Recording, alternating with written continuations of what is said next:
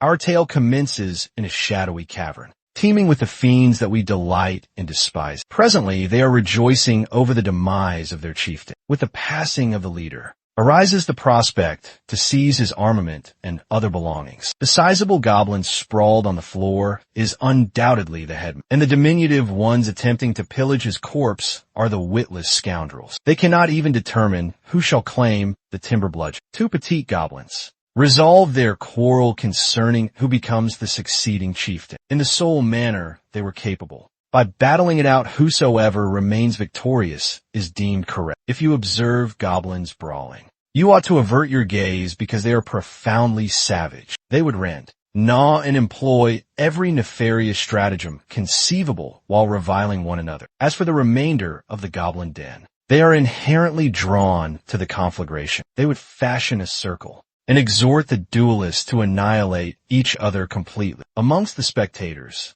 one goblin recalled that the chieftain possessed some untouched cord. Further within the grotto now that no one formally owns the captive, they can venture and claim it for themselves. There is a singular complication with that stratagem, however. There is an individual safeguarding the quarry quite tenaciously. That fellow they are mentioning is about to return to the captive's location and maintain vigilance. This chap they were discussing was also a goblin, but he is dissimilar to the other denizens. As he proceeds to the captive, the residue of the goblin warren glares at him with abhorrence and animosity. He's been widely acknowledged as the custodian of the prey, a repugnant being that conceals his physique like a mortal. Some of the goblins conjecture that he's merely reserving the prey for himself, so they all conceived of the identical notion. They simply must shadow the sentinel until they discover the quarry. But some of the more circumspect goblins preferred to tarry somewhat longer, as certain ruffians had already ventured to reconnoiter the cavern to locate the quarry immediately after the chieftain perished. Those are resilient goblins additionally. Once the hostilities erupt, the more astute and prudent ones can then intercede. Assuredly, the pariah goblin discerned everything that these reprobates were articulating and muttering behind his very presence. Then he detected ululations and the frantic entreaty for succor from a damsel, originating from deep within the hollow. It compelled the exile to sprint with all his celerity as he beheld the portal of the chieftain's sanctum. The supplications for assistance grew increasingly resonant. The pariah dashed faster than he had ever bolted heretofore and glided into the tenebrous chamber. The victim was contending for her existence and integrity, as goblins subjugated her upon the earthen floor. She has no desire to bear goblin progeny. The wretched goblins and the quarry perceived the advent of the pariah. At that very instant, she commenced weeping and imploring for deliverance even more frenetically, as the torrid exhalations and defiled grips of the goblins profaned her body. The outcast beseeched the goonish goblins to release her, to no avail. In this chamber, skeletal vestiges of all manner of beings have been strewn all about.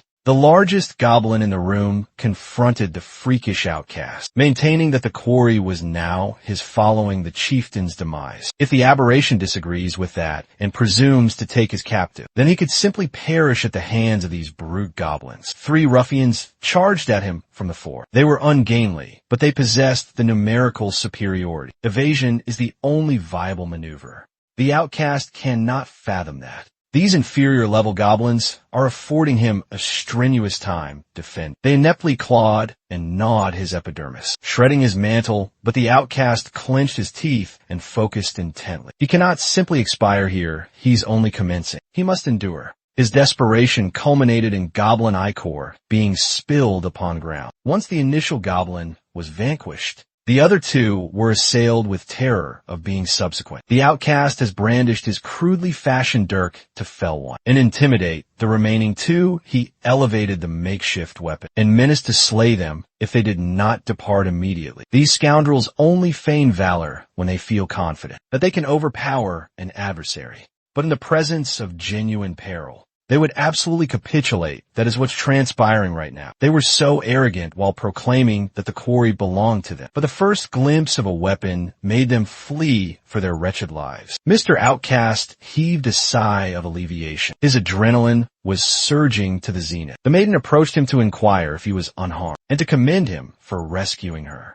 Once more unlike the other goblins, Mr. Outcast never laid a single digit on her. He would even stake his existence on the line to shield her repeatedly. She does not wish for him to perish or be injured in any manner, as he's not like the remaining goblins. The maiden affirms that, and it has perpetually been that way. Mr. Outcast here was previously a human also. He initially awakened in the same squalid chamber where prey was concealed. He did not anticipate that instead of encountering divinity, after being struck by a massive vehicle, he'd be transmigrated to another realm with a system instead. Although he possesses one of those potent systems, it has still not been entirely activated. Other than being capable of viewing some of his statistics, it does not appear to possess any other beneficial functions. However, he has not been quiescent these past several days. He has been conversing with this female quarry for quite some duration now, and from the narratives and verities she imparted to him, Mr. Outcast has acquired some semblance of comprehension of this arcane world. Unlike the antecedent world he inhabited, this dominion created by a deity houses various formidable races, creatures and monstrosities like magnificent dragons and treacherous fiends. Humans have forged their niche on this embattled continent with their ferocious might.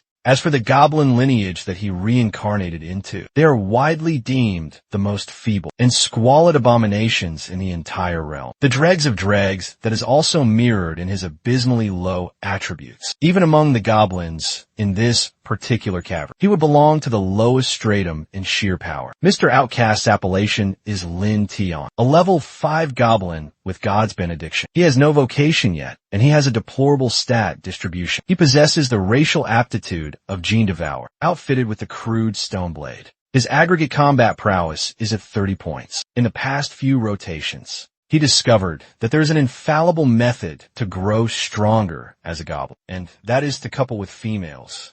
You comprehend. Goblins have the capacity to become more potent through constant procreation and propagation, but their kind is incapable of generating female issue. So to reproduce, they can only copulate with other female beings, steering them to a life of perpetual pillaging and marauding. But Lin Tion was formerly a human from the contemporary era. Perpetrating such abhorrent actions is reprehensible to him. The maiden observed him lurking in the recess and told him not to fret, as after spending these intervals in proximity, she could apprehend what was transpiring.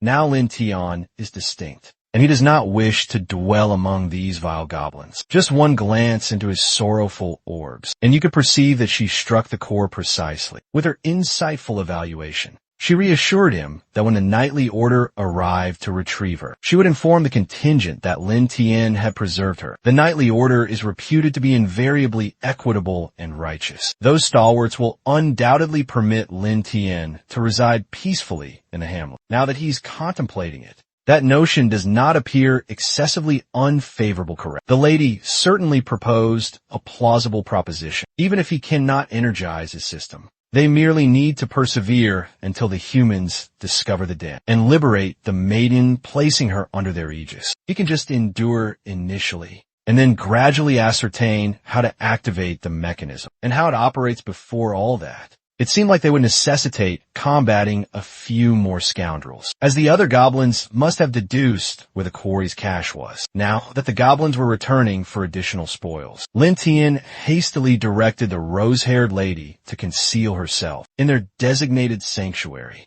ensconced behind the boulders. She observed as Lin Tion produced his crude stone dagger. A desperate ruffian or goblin was frantically fleeing from mortals, while ardently seeking something to procreate with. He desired to become stronger so he wouldn't be exterminated. Providentially, the desperate yet direct movement was elementary to anticipate, and Lin Tion nimbly incised the ruffian or goblin's gullet open. At least now, they are aware that some humans have infiltrated the den. Those individuals might be here to retrieve the lady. She promptly arose and sprinted towards the cavern's egress, anticipating to behold the rescue squadron. The formidable Holy Order Lin Tion accompanied her closely. Upon arriving at the locus where the engagement was unfolded, the duo witnessed as a knight, adorned in heavy plate and a magnificent mantle, felled numerous goblins simultaneously with a broadsword. That cheesy cleave Lin Tion did not discern whether to sense terror or reassurance. To behold such a potent human, Loader is a level 25 human swordsman with a plethora of stats. His abilities feature the sword's keen slash, sword dance, and the hallowed skill sword returned to Emperine, equipped with the judgment blade and platinum panoply. His aggregate combat efficacy is at 400 points. If you juxtapose that with Lin Tion's meager 30 points, the disparity is absolutely staggering. This is his initial instance witnessing such elevated attributes, since he was transmigrated to this particular world. Is this Loader fellow genuinely human? The lady did not dither to run up to the paladin beaming, gesturing and addressing him as commander. Concurrently, Lin Tian was surveying the deceased goblins strewn all over the vicinity. Then he elevated his gaze and perceived something even more peculiar and disquieting. The knight has brandished his judgment blade, ostensibly purposing to cleave the surviving captive. The Lady Lin Tian has been safeguarding for several days now. The diminutive outcast goblin nearly absorbed the strike, as he utilized all the vigor in his paltry physique to propel the maiden out of the sword's trajectory. They awkwardly impacted to the periphery.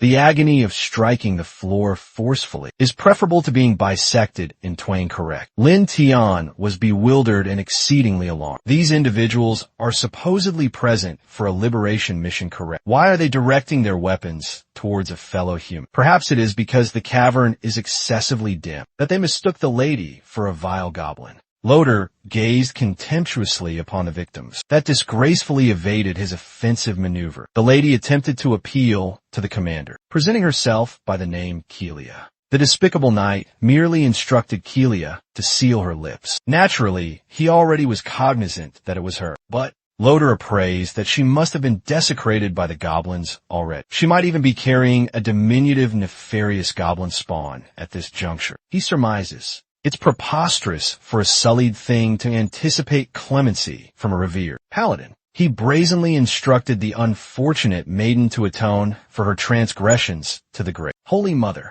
Kelia felt terrified and utterly helpless as she clutched the commander's cape. While pleading, she maintained that although she was apprehended, she was not defiled by the nefarious goblins. She indicated towards Lin Tian and avowed that because this valiant little goblin was shielding her, she was kept inviolate and distant from the remainder of the den. Loader merely scoffed at her elucidation. He proclaimed that if she's going to fabricate narratives, at least concoct ones that are somewhat plausible. Only an imbecile would believe that a goblin possesses compassion. Kelia can just proceed and meet her ultimate fate, along with these lowly and detestable abominations. Lin Tian cannot accept it. Is this truly the ethical standard of humans in this particular world? Something impelled him to maneuver and flee. He seized Kelia and aimed for the exit at the opposing side of the cavern to extricate themselves from this perilous predicament, utilizing a rudimentary wooden cudgel. He intends to clash against Loader's judgment broadsword, in aspiration of acquiring just a little more duration. He did not foresee this particular outcome at all, but just as the knight's weapon was about to sunder him in twain, an enigmatic luminescence shot into the chamber and illuminated the entire spot. An angelic voice bade Loader to pause, and the paladin acquiesced, ceasing his assaults and falling completely silent. In the interim, Lin Tian has been enveloped by a golden luminous sphere of Aegis, a flaxen-haired woman wearing a sacred veil and manipulating the auric magic, while encompassed by heavily armored sentinels. Surmises that there is something peculiar concerning Lin Tian. Kelia addressed the seraphic woman as the Holy Maiden. She crawled towards the Holy Maiden with aspiration in her gaze. The Holy Maiden received her with welcoming arms and elevated Kelia from the very ground. She consigned Kelia to Commander Loader at the side and redirected her attention to the goblin enveloped in her auric enchantment. She inquired if he could comprehend her utterances. As far as Lin Tian is aware, this woman is the Holy Maiden Ephria. The emissary of the temple Kelia has informed him about if he desires to depart this location. She might be the solitary aspiration. Lin Tian arose and corroborated the identity of the Holy Maiden. He asserted that he was not an abomination of this realm, and he was previously a human. He just transformed into a goblin because of a bizarre mishap. He can elucidate everything in thorough detail. If the Holy Order would simply take him along with them, Loader had to concede. that the diminutive fellow did appear considerably more astute than those goblins. That he annihilated sapient goblins are quite uncommon. Freya appended that goblins are typically imbecilic and contemptible beings that cannot articulate and ruminate so articulately. With that in consideration, this little one might be a benefaction from the Holy Mother. Holy Maiden tenderly gazed at Kelia and verified whether the goblin was innocuous or not. The lady vigorously advocated for Lin Tian, stating that not only did he not injure her, but he also safeguarded her from the other nefarious goblins, while furnishing sustenance for her needs. Freya smiled and resolved that since the little one was so exceptional, they could transport it back to the township. But they will undertake meticulous examinations before rendering a conclusive judgment. She gazed intently at Lin Tian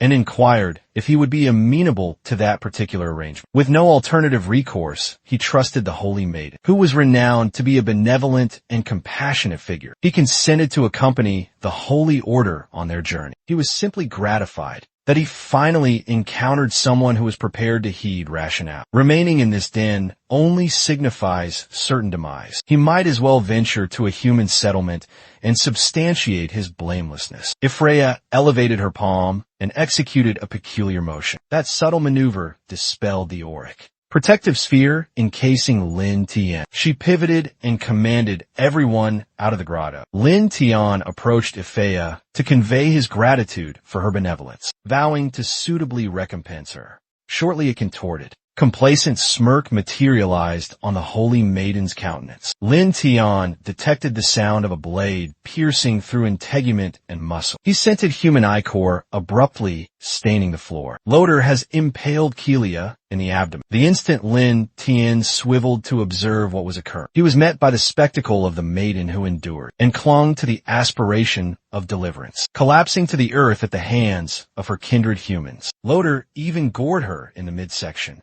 as he must have conjectured that Kelia was bearing a goblin progeny. Lin Tian was rendered mute, transfixed in position at the utter depravity of humanity's repugnant aspect then. He perceived Freya's seraphic voice, as she insisted that Lin Tian remunerate her amply. The moment they returned to the settlement, had never discerned anything more fiendish in his existence. Once a night thereafter, we find ourselves beneath the immaculate azure firmament of a tranquil hamlet. The Piazza Carillon chimed, summoning the attention of the townsfolk. In the village square, a dais has been erected by the Holy Order, as Commander Loder delivers an ardent oration to the villagers. The progeny of God he accentuated the profound detriment that the antecedent goblin incursion had inflicted upon the serene Brighton. The goblins employed contemptible, furtive assaults to massacre 30 inhabitants of Brighton, an inexcusable affront to the sovereignty of the Holy Order. Perceiving this caused the townsfolk to re-experience the powerlessness and fury they harbored for the accursed goblins. They clamored for blood and an eye for an eye retribution. Humans and goblins are inveterate adversaries. Loder proceeded that the Holy Order, on behalf of the sanctum, has expunged these odious goblins, triumphantly avenging the departed villagers. The Holy Maiden advanced forward and beckoned to the populace to persist in supplication and piously consecrate themselves to the temple. With her celestial mien, she bestowed upon the townsfolk a symbol of aspiration and immaculateness, as she pledged that the temple would perpetually safeguard her devout adherents. The townsfolk consumed this performance readily, as they intoned celebratory acclamations to the paladins and the temple. Meanwhile, in the Holy Maiden's private chambers, the ambience was somber and tenebrous, seemingly incongruous with her station and what she personifies. Perusing an arcane manuscript containing some dubious illustrations and thaumaturgical inscriptions, she exhaled a sigh of alleviation that today's discourse was a monumental triumph. As always, the populace is as gullible as ever. While clutching a crimson phial of fluid, Freya, in her informal attire, was gratified that the townsfolk would supplicate even more fervently to the sacred temple, and in reciprocity offer more contributions to her endeavor. She was not merely soliloquizing, as someone had been immured in her quarters for an entire se'night now. Hearing her captive's utterances soured her otherwise triumphant propagandistic undertaking from earlier. Lin Tian has been fettered muzzled with a metallic visor, tormented in every conceivable fashion, had his left optic organ extirpated, and endured the most barbaric mistreatment imaginable. Suspended upon the wall, his bloodshot orbs launched daggers towards the damned sorceress that subjected him to inferno on terra firma. If Freya regarded him with utter apathy, the goblin still tenaciously clinging to existence was a testament to his robust vitality. It is no marvel why the temple cannot seem to obliterate these vexatious goblins from the entire continent, since she possesses some leisure presently. Perhaps it is opportune to observe how toxins affect goblins. Perceiving her utter all these nefarious things with her seraphic timbre made Lin Tian nauseous to his very core. He vociferated with all the animosity simmering within him. If Freya deluded him, just as how she's deceiving everyone in Brighton currently. She even had Kelia slain an innocent survivor. This is what the purported Holy Order perpetrates. This is their purported human rectitude. Speaking out against the demonic Holy Maiden entails its repercussions. This instance, it's receiving a wooden rod thrust deep into his maw, causing Lin Tian to regurgitate crimson ichor. If Freya finds it peculiar that a feeble and worthless creature like Lin Tian, a libidinous goblin, dares to impugn her brand of human justice. In her psyche, this diminutive fellow ensorcelled Kelia. That lady advocating for a paltry goblin is a betrayal of humanity, and the Holy Order, her demise, was her ultimate allegiance. Holy Maiden is already entrenched in her conviction that goblins are nothing more than mere pests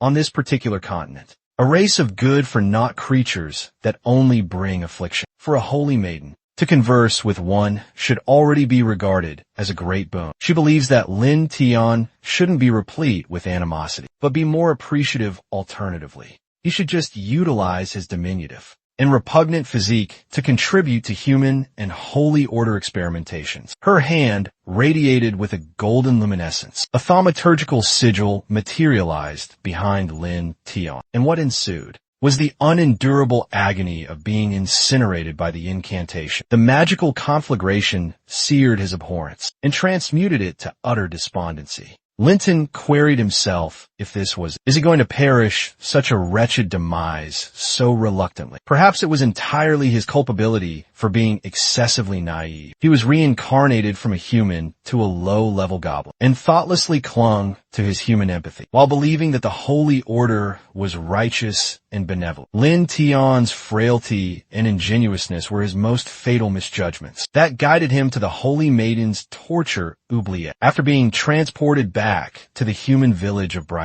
Loder and then Freya took turns agonizing and toying with him in every conceivable manner. They never credited a single word he uttered, no matter how much he implored. Ultimately, Lin Tian would not endure for long, being trifled to death by a sadistic enchantress and her perverted inclinations. His second demise was excruciatingly agonizing. It was the most horrendous way to depart. If he could re-experience it, he vowed to never entrust humans. If he could obtain a second chance, he would execute it correctly. Lin Tian, the goblin, would pulverize their skeletal remains and drain their vital fluids. He will make them endure, just as they propelled him to the precipice of derangement. Well, that is only if he could exist once more. Lin Tian unsealed his bloodshot orbs in bewilderment. He glanced left and right and sensed vitality. How is he still animate after all those agonizingly twisted experiments? And where the blazes is he? To resolve his query, the system promptly manifested to inform him that the goblin life simulation apparatus had been initialized. His concluding assessment was that he perished due to his foolishness. He forgot that he was a goblin,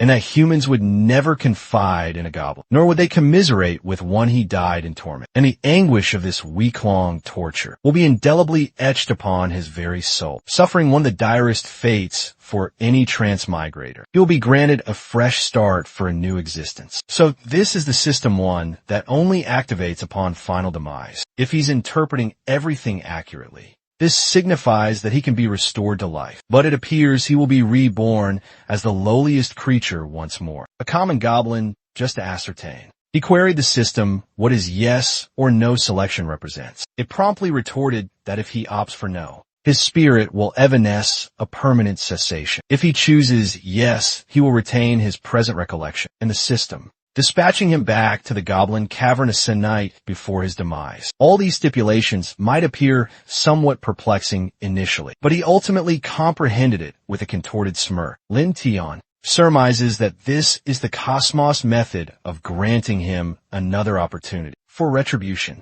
He must repay every sickening and warped deed that Loder and then Freya perpetrated against him without any hesitation. He selected the alternative to regress in time and alter his determinations. The sole impetus fueling him was a morbid craving for vengeance. From this moment forward, his goblin existence 2.0 shall commence. No more Mr. Amiable Chap, the void enveloping him dissipated into a digital disarray. As the procedure of relocating his physique to the goblin cavern initiates. When the procedure was finalized, he was bestowed a little something to aid him in surviving somewhat longer. In this second iteration, the system has marginally fortified it. Lin Tian examined his hands and felt a tad lighter and more robust. The augmentation truly was slight, as the system indicated, but it's vastly superior to nothingness. The system cautioned him that although he had been reborn, the peril was not yet concluded. By this juncture, the human holy order is about to reach its position. If he perishes again,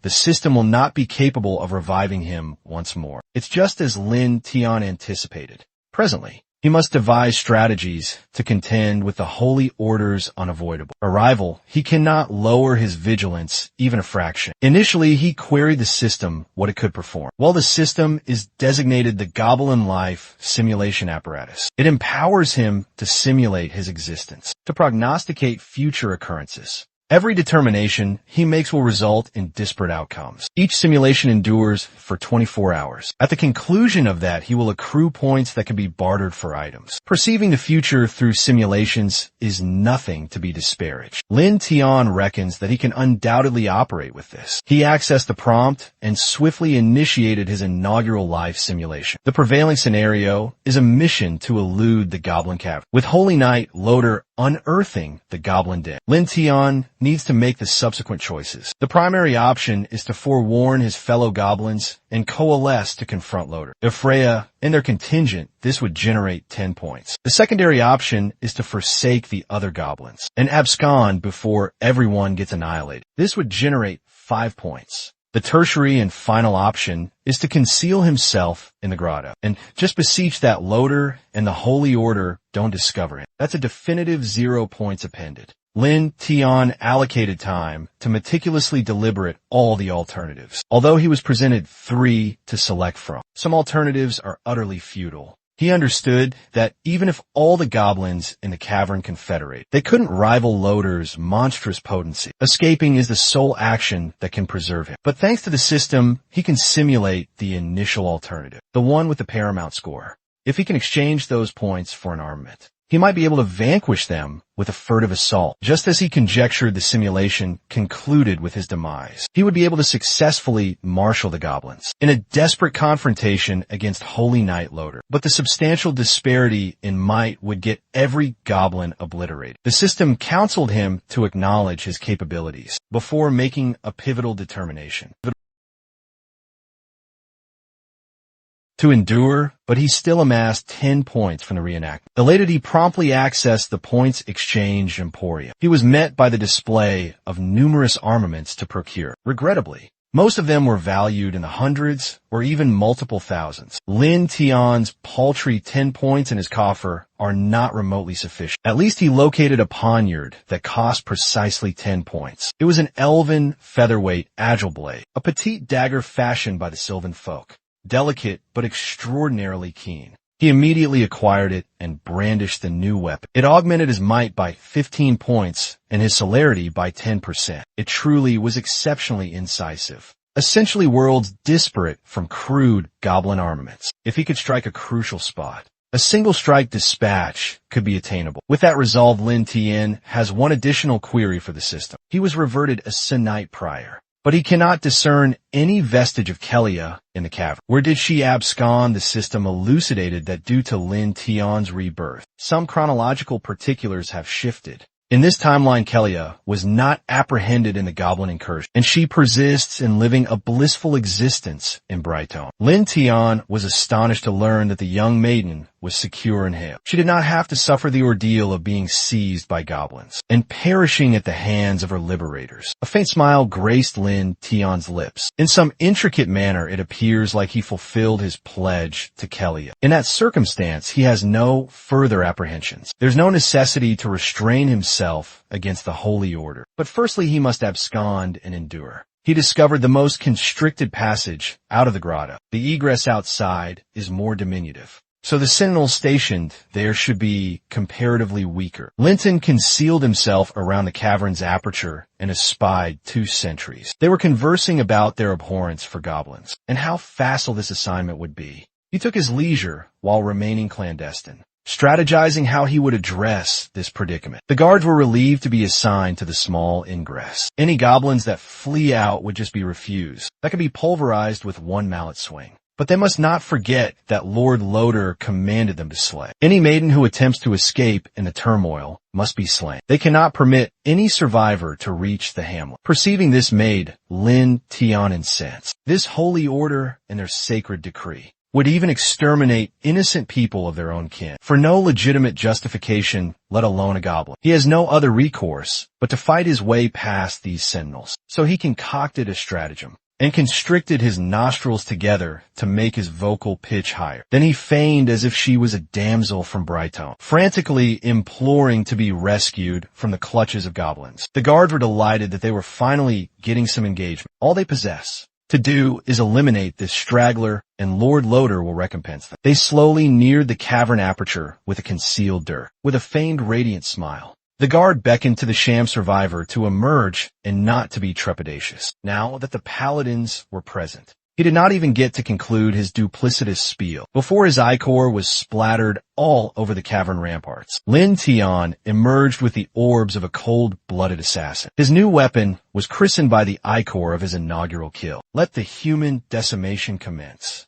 The second guard stared at his immobilized comrade in utter stupefaction, who was quivering for some particular reason, with utterances of bewilderment as to why he was taking so extended to slay some feeble goblin. He advanced towards him. He couldn't even conceive that something could go awry in such an unequivocal circumstance. In his judgment, they were the pursuers and the goblin was the quarry. However, Lin Tian didn't perceive it so. From the instant the humans resolved to betray his confidence, they had interchanged roles. He only possessed one objective now: to become mightier and exact retribution. Hurling himself at the guard who didn't realize what was transpiring, he sent him careening due to the effect of utter surprise. He couldn't retaliate in time and lost his equilibrium. Now he was nothing more than an effortless target for our protagonist. Already in the succeeding moment, his blade reached the adversary and left a sizable gash on the physique of the combatant. The fellow could not believe that some goblin could vanquish him so effortlessly. However, his ruminations were interrupted by a piercing agony that precluded him from thinking lucidly.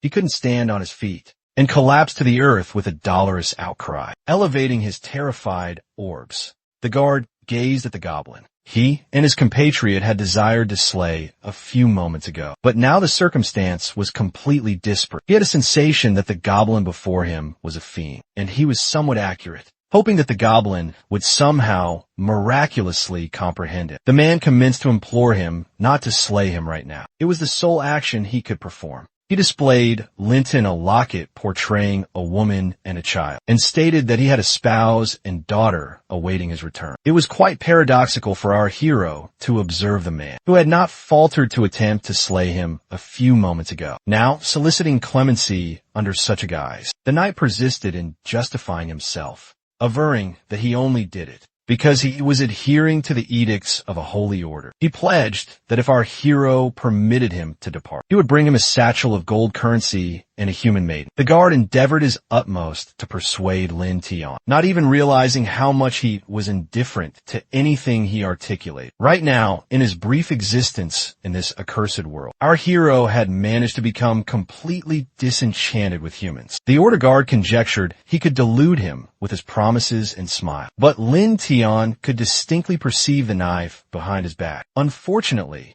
for for the particular guard. He never once realized it. Perceiving our hero as nothing more than a witless goblin, he withdrew the knife and lunged at him with a contemptuous laugh. The very next instant ichor erupted forth. However, it did not belong to Lin Tian whatsoever. Among the two of them, then, the only one who was senseless and now decapitated as well was the guard. The fractured locket and the poniard he never had occasion to utilize were left reposing on the earth. It was ultimately concluded after this confrontation. Lin Tian was even more persuaded that he shouldn't confide in anyone, especially not in any humans suddenly. Some commotion and a brilliant radiance emanated from deep within the forest, which could only signify that Saint Maiden and Loader were already in close proximity. Presently, he was far from being in a state to oppose them. He required some duration to become mightier. After appropriating a tunic from one of the guards, our hero Lin Tian commenced his journey. He pledged that he would encounter Loader and Ephria once more, and then they would atone for all the agony he had endured. Because of them, Ephria and Loader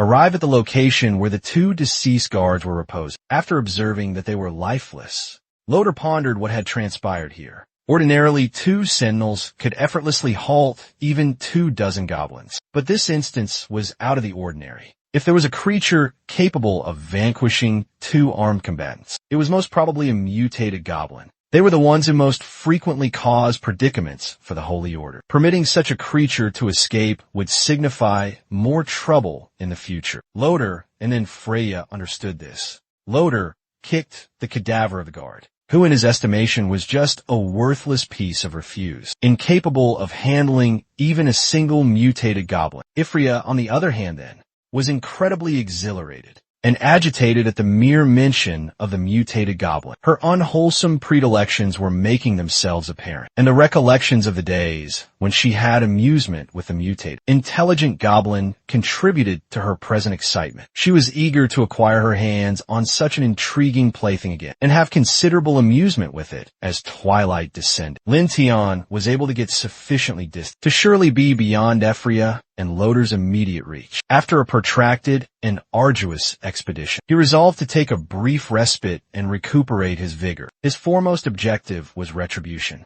He was going to do to the Order what they had done to him. Goblins could enhance their attributes by procreating and consuming, by augmenting their own attributes and generating progeny. They could raise a mightier succeeding generation and broaden their dominion by putting this stratagem into execution and becoming stronger. Lin Tian planned to make every human in this world exist in fear of demise, and every woman keen and ululate at his very feet. Abruptly, his cogitations were interrupted by some rustling sounds that emanated from a thicket behind him. Lin Tian was immediately disquieted, as he didn't discount the likelihood that the Holy Order had persisted in searching for him. Consequently, as soon as he perceived the attired silhouette, he immediately surged to assault without a moment's hesitation, assaulting the adversary first. And taking them by complete surprise was perpetually a sound idea. His tactic proved effective. The unknown individual was indeed shocked by his sudden manifestation. He was so terrified that he faltered and began to topple to the earth. However, Lin Tian was still mistaken about something. The unknown individual before him was a goblin, and judging from his particular demeanor,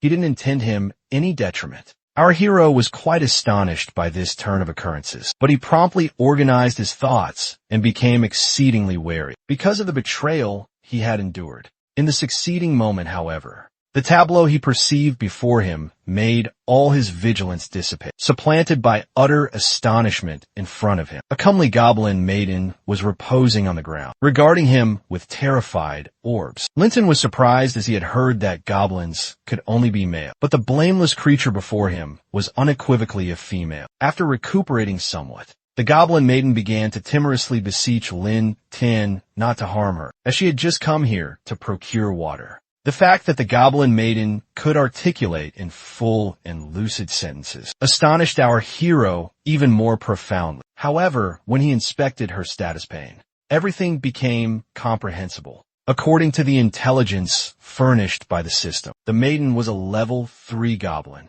Her vocation indicated that she was a divine emissary, which explicated her unusualness from the abilities she possessed. She had devouring and luxuriant proliferation. But what captured Lin Tian's attention the most was the information that if a male goblin collaborated with a female goblin, then the male goblin would transform into a legendary goblin deity. This intelligence made our hero contemplate. Becoming a goblin deity signified becoming exceptionally mighty, and this was precisely what was required. He didn't wish to forfeit such a propitious chance. Perceiving Lin Tian's gaze, the terrified goblin maiden interpreted it as a peril and commenced imploring him again to release her. She informed him that if she didn't transport water to the village, the tribal chieftain would bludgeon her to demise. Realizing his misjudgment, Lin Tian apologized and attempted to placate the maiden. He gently caressed her shoulder and averred that he wouldn't harm her. He couldn't permit her to weep as it might attract undue attention. The optimal solution was to resolve the misunderstanding that had arisen. Fortunately, the maiden had indeed composed herself and no longer appeared so exceedingly frightened. Crawling over towards Lin Tian, she animatedly inquired if he could converse too, to which he nodded affirmatively in response. By their nature, goblins couldn't articulate properly, so it was very arduous for the maiden to communicate with her tribesmen. The maiden was very astonished by Lin Tian's benevolence and solicitude. As in the tribe, the other goblins only battered and berated her. She enjoyed being in his proximity so much that she proposed he return with her to the tribe. After hearing concerning the tribe, Lin Tian commenced inquiring her about it, since he still wasn't certain if he could elude the pursuit from the Holy Order. The optimal solution was to maintain a low profile and await in some goblin village, where he would be akin to the others. Such an abrupt alteration in our hero's demeanor perplexed the maiden somewhat. But after regarding Lin Tian with her captivating orbs, she still consented to escort him to the village. A cunning smile materialized on our hero's countenance. He had long pondered where he could discover his subordinates. Fortunately, the opportunity manifested itself as soon as they arrived in the settlement. Armed goblins emerged from the makeshift tents. They immediately encircled the uninvited visitor. Like all other goblins, they were surprised that Lin Tian was attired in garments just like humans. To them, something like this was entirely novel to them, and they had never witnessed such a peculiar goblin before. At the same instant, our hero was appraising their numbers and was gratified that he had chanced upon such a sizable village. Now, he could commence to cultivate their confidence, and he initiated by requesting leave to join their village. An encounter the chieftain the goblins did not appreciate such solicitations at all. Some strange fellow arriving at their abode and demanding something further. Instead, they were going to apprehend this insolent individual, pummel him up, and then present him to the boss. Suddenly, they were interrupted by a goblin maiden, who requested them to tarry and not to assault the significant guest until he meets the chieftain. This maneuver should have postponed the conflict for a duration, but all stratagems were spoiled by the chieftain himself, who heard the commotion and emerged to ascertain what was occurring. All the other goblins immediately became quiescent at the approach of the chieftain, and our hero tensed up considerably. The chieftain was clearly not in the disposition to be awakened. Lin Tian was tense for a valid reason. The chieftain had attained level 25 and was equipped with some rather commendable armaments, conjoined with an impressive repertoire of abilities. Our hero was surprised that this village possessed such a potent chieftain, and the unfortunate aspect is that he will necessitate to vanquish the chieftain to usurp his position and acquire his contingent of goblins to accelerate his own advance. Entering the alien goblin encampment,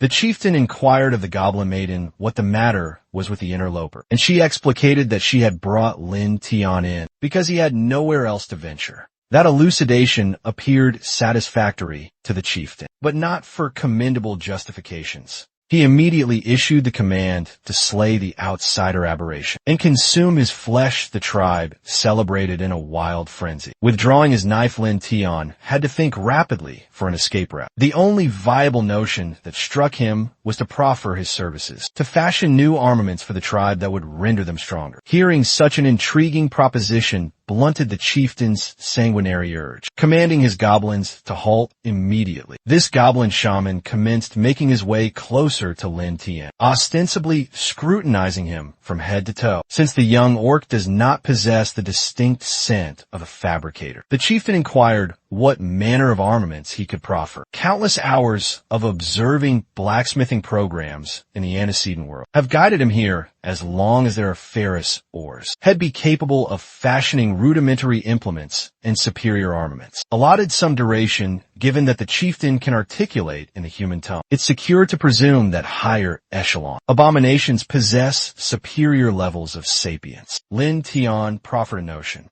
that acquiring iron implements would furnish the tribe with a means to cease dreading humans. The proposition was excessively enticing, so the chieftain acquiesced and granted Lin Tian 3 days to discover ores and yield outcomes. In reciprocation for his existence, the chieftain even included the goblin maiden's life alongside Lin Tian if he failed to execute this task. As soon as the leader withdrew to his private quarters, the remainder of the tribe followed suit. One thing's for certain is that the aged chieftain is a merciless scoundrel who'd slay his own kindred in cold blood. Confronting him directly is entirely out of the question. He'll have to fashion iron implements to gain duration, while covertly becoming mightier. That evil reconnaissance party was dispatched to the desolate woodlands. Guided by the lunar luminescence, the contingent, including the goblin maiden, has been traversing all day and all night. So, it is inherently fatiguing. But when she exhibited even a minuscule indication of weariness, the remainder of the goblins would swiftly gang up against her to berate and batter her down.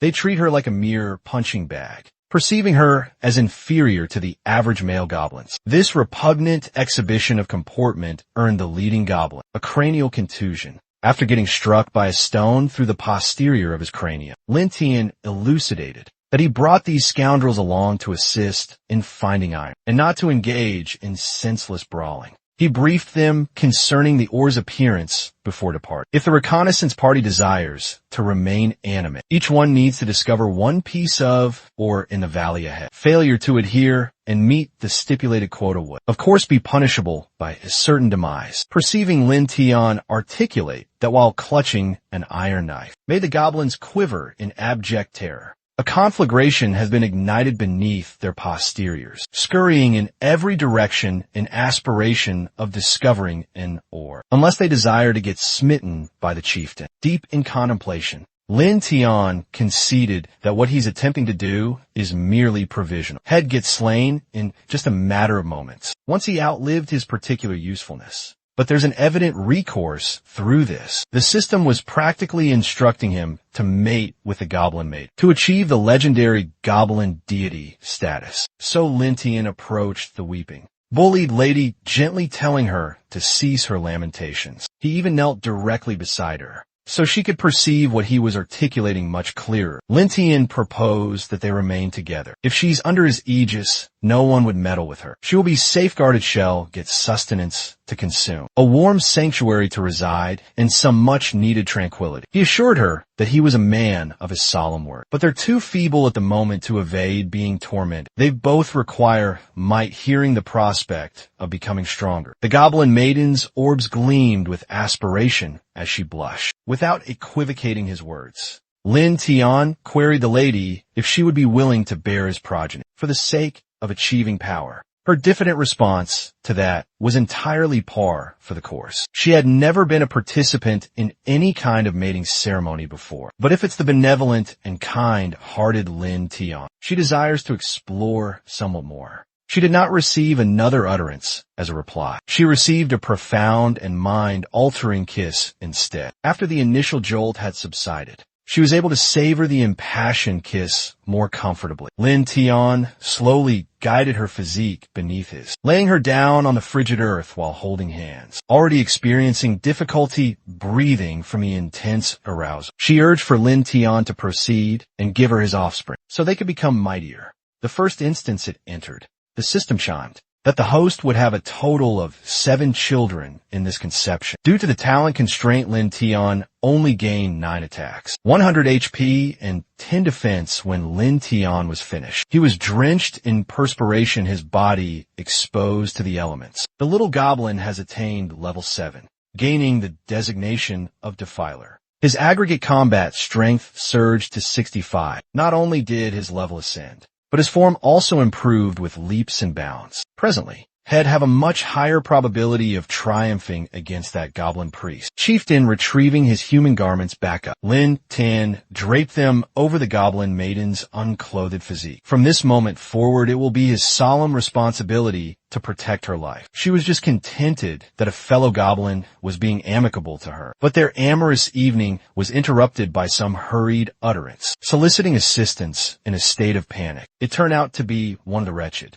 goblins who inadvertently bumped into a menacing demon wolf in the process of amassing ores. Lin Tian's orbs fixated on the iron ores. That's what they necessitate. But the imbecile who obtained it brought back some trouble for the remainder. Unsheathing his blade, he sharply stared at the incoming colossal wolf, while the goblin maiden worried anxiously. The unfortunate goblin that did not know any better taunted a brutal beast and was now about to pay the consequence. Fortunately, Lin Tian became strong and swift enough to deal with some severe harm. As he thrust his blade into the wolf's neck, it was a single strike, one dispatch, and the fleeing goblin was rendered utterly speechless. Approaching thee, or holding little reprobate, Lin Tian amplified the intimidation in his voice to pressure the goblin to surrender the material over. Of course then, the diminutive fellow had no other recourse but to comply in utter terror. Appraising the ore, Lin Tian guaranteed its superior quality. If they could discover some more, fashioning potent armaments would be extremely facile. The subsequent mourn a plume of smoke from the conflagration from the Goblin King could be perceived over the entire forest. Lin Tian had just concluded processing the acquired iron ore into a spearhead and was now exhibiting the outcome of his labor. To the astonished goblins, the iron spearhead effortlessly pierced through the integument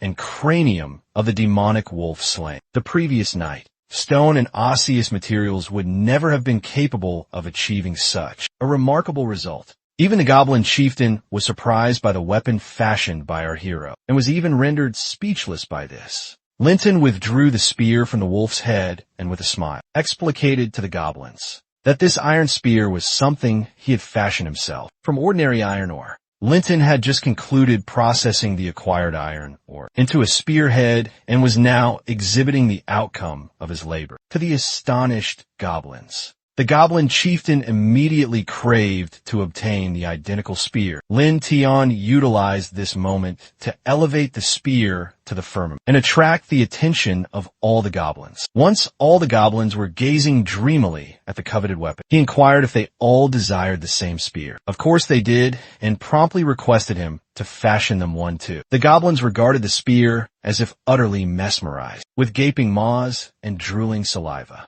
To them, an ordinary iron spear was akin to a legendary artifact, but the manner Lin Tian attracted the attention and reverence of the goblin tribe did not please the goblin shaman, who was now more somber than a tempestuous cloud. In the treacherous psyche of the goblin chieftain, a cunning notion was immediately conceived to utilize our hero and then dispose of him as a burgeoning threat to his authority. He swiftly reclaimed all the attention to himself and before the entire tribe, acknowledged that Lin Tian can fashion iron armaments and seems not to be fabricating, but that doesn't signify anything yet. If our hero desires to remain, he has to fashion 50 spears in 2 days, and that's not facile if he doesn't. Hell becomes sustenance for the tribe. Even the ordinary goblins were surprised by such severity of their chieftain, who has somehow become as nefarious and treacherous as humans. Even so, they were prepared to assist Lin Tian in fulfilling the chieftain's demand. Lin Tian regarded the departing chieftain and couldn't help but smile, as everything was proceeding according to his stratagem. The fact that the chieftain didn't slay him immediately was his crucial miscalculation. Now, this imbecile wouldn't be able to do anything. 2 days elapsed, and the day of delivery of the spears arrived. To everyone's elation and the chieftain's unhappy astonishment, Lin Tian managed to accomplish everything, and hurled a full hamper of iron-tipped like spears on the ground. All the goblins nearby danced with exultation when Lin Tian informed the chieftain that he had brought what he had requested. The goblin shaman commenced smiling like a maniac and even feigned to felicitate our hero for completing the assigned task. A few moments later, all the goblins in the encampment received an iron spear each, and it was time for the grand feast. The goblins ignited a bonfire, and the chieftain invited everyone to commemorate, Lin Tian joining their particular tribe, while permitting everyone to consume meat at their leisure, in honor of such a momentous event. When the conflagration began to diminish somewhat, and there were sufficient embers, they roasted a corpulent, freshly captured boar, and the first, most substantial piece was reserved, especially for Lin Tian. The goblin maiden personally presented him this gift, as this sacrificial boar was reserved especially for him. Lin Tian hadn't consumed delectable meat for a long duration, so he voraciously commenced to eat. But after the initial morsel, he realized that it was a snare. The meat was contaminated. He collapsed to the ground and attempted to expectorate the meat out, but it was excessively late. The foolish goblin maiden had unwittingly served him poisoned victuals, and now she was panicking and inquiring what had befallen it. Just at that instant, the one who orchestrated it all manifested. It was the goblin shaman, of course. He immediately commenced to deride the stupidity of our hero, who in his estimation considered himself sagacious and mighty enough to challenge the authority of the chieftain and usurp dominion in the tribe. But the chieftain of the goblins admonished him that nothing will succeed, and on this path only demise awaits him. And as retribution for his insolence, Lin Tian will forfeit the things he values so greatly, like that unsightly goblin maiden he cared so much about. She will be the first to atone for her betrayal. With his keen talon, he defiantly caused her to bleed, insinuating at what he was going to do. After confiscating the knife away from Lin Tian, the goblin leader would have persisted his taunts. But suddenly ichor spurted out in all directions, and the goblin maiden's countenance darkened. From the unreality of what was transpiring, would she truly perish just like that? But the ichor was not hers, and the freely soaring hand of the goblin chief was proof of that. The goblin chieftain did not have occasion to put his menaces into action, and only squandered time with vacuous threats, affording Lin Tian time to recuperate from the poison.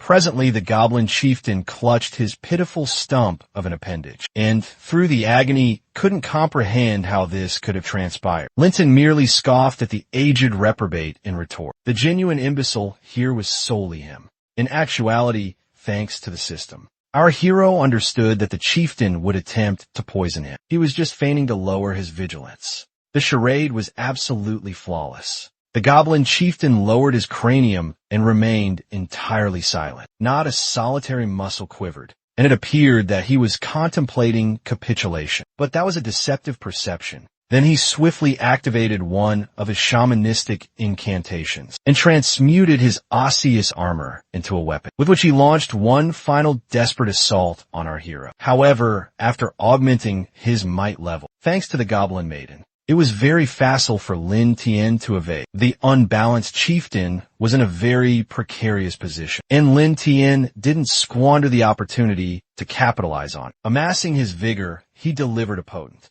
cleaving strike directly at the neck of the former chieftain. His cranium tumbled across the clearing. The other goblins were now gazing at Lin Tian in horror, apprehensive of repeating their leader's unfortunate fate. But slaying them was not in our hero's intentions at all. Advancing to the center of the village, Lin Tian loudly proclaimed that from today he was the new chieftain, and he himself would lead the goblins forward, onward to eminence and opulence to assault humans and elves. Now, there will perpetually be an abundance of meat and maidens, and no one will ever disparage the goblins and obstruct their path. Again perceiving this, the entire tribe of goblins began to lose their senses with elation. They elevated their hands to the firmament and couldn't resist cavorting, and averring that Lin Tian was the paramount chieftain in the world, who would guide them to the blissful, interminable meat to corroborate his pledges. Lin Tian indicated to the cadaver of the former chieftain and presented it to the goblins. Initially, they fell silent in indecisiveness, but then they surged forward, voraciously rending even uncooked flesh with their teeth. They were not going to cease. even though this heap of flesh had once governed them. Goblins are elementary. The one who possesses might has dominion. Those without might are just mere fodder. Such cruel creatures our hero was going to utilize to fulfill his vengeance. Now, after subjugating the tribe of goblins, he was going to apprehend more female elven captives to raise a mightier generation of goblins. Apart from the goblins themselves, then, a pair of orbs concealed in the thicket observed this entire spectacle. An elven scout, she had been present since the very beginning and had been surveilling the situation in the goblin camp. And what she perceived now did not please her at all. Now, she was going to report it to the elven village as swiftly as possible. The female elf designated Kasana, who witnessed the entire predicament in the goblin tribe, hastens back to the elf tribe to convey the intelligence. She leaps from edifice top to edifice top just to reach her intended destination. As it appears, the elves don't comprehend how staircases function. When she arrives at the summit, one of the elf maidens refers to her as the princess and is gratified she's returned. The maiden attempts to dissuade her from going inside to see the clan matriarch because she appears preoccupied. But the princess doesn't heed because she has urgent tidings to report. The princess thrusts the portal wide open and commences to tell her cherished mother the urgent tidings she had perceived in the eastern, enchanted Sylvan. She is shocked that the engagement her mother has is with two brawny elf males who are pleasuring her and placing some grapes in her mouth. Kasana halts in her tracks because she hadn't realized she had discovered the clan matriarch in such a compromising position and swiftly apologizes for intruding and turns back to depart. She wishes she had heeded the maiden from earlier. The clan matriarch halts her and tells her to share a message because it must be urgent since she rushed to see her. The male elves swiftly adjust and stand sentinel. The princess then conveys that she has significant intelligence about the goblin tribe. In the forest, the clan matriarch remarks that goblins are feeble and squalid, low-level abominations, and wonders what could be so important about them. The princess informs her that this morn she discovered a black fur, crimson colossal ursine in the forest that had been gnawed to its very bone, and there were indications of goblin footprints surrounding it. She mentions that the black-furred colossal ursine is one of the fiercest creatures in the forest, and goblins shouldn't be capable of slaying such a formidable beast. She tells her she also witnessed the aged chieftain of the goblin tribe get slain by a youthful goblin, and she believes he might have some involvement in all this. The clan matriarch is surprised to hear there's a new chieftain and mentions that it appears the number of goblins in the forest has recuperated quite a bit from when they had last annihilated them. While articulating, she signals to one of her male attendants to approach closer, and she places her cranium and hands on his nether regions. The clan matriarch instructs her to take some individuals to tidy up the goblin predicament,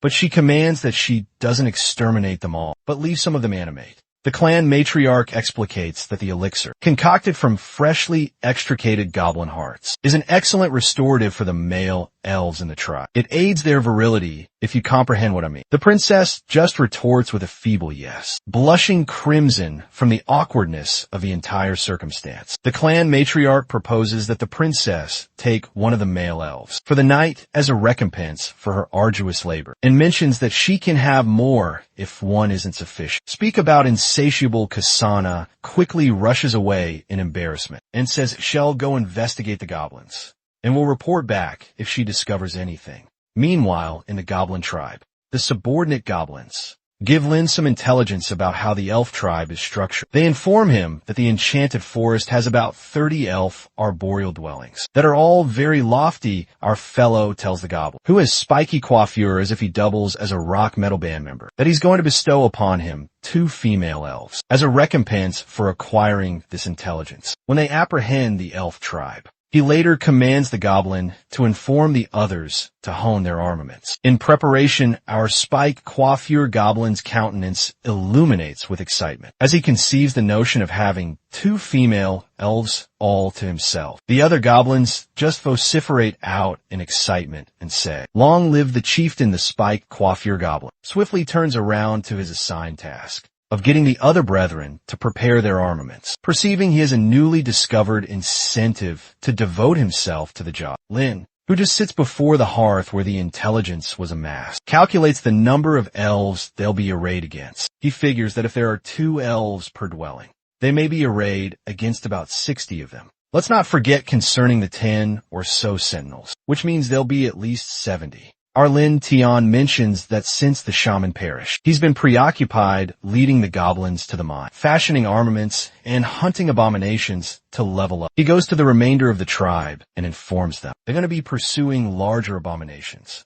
He informs them starting from today, they'll commence hunting for major abominations in the enchanted forest, and the entire tribe vociferates in excitement. Their inaugural assault is against a perilous-looking magic boar, and they acquire the skill Colossal Fong Assault. Once they slay it, it appears every triumphant kill augments the level of all the goblins, and they all acquire the skill from their quarry. The second abomination is a stone-like abomination, and the goblins acquire the skill Stone Integument when they demolish. Our fellow and the subordinate goblins slay more abominations. One resembles a jaguar, and they acquire the skill Stealth. Another resembles a simian, and they acquire the skill of Climb. Even Yue assists out with the incursions, and it appears she's mastered the art of utilizing the bow and arrow. The goblins also slay a large two-headed serpent, and they acquire the skill Venom Secretion. All this is because the goblins possess a secret skill called Devour that permits them to acquire the skills of whomever, or whatever they consume due to their recent conquests. They've acquired numerous skills,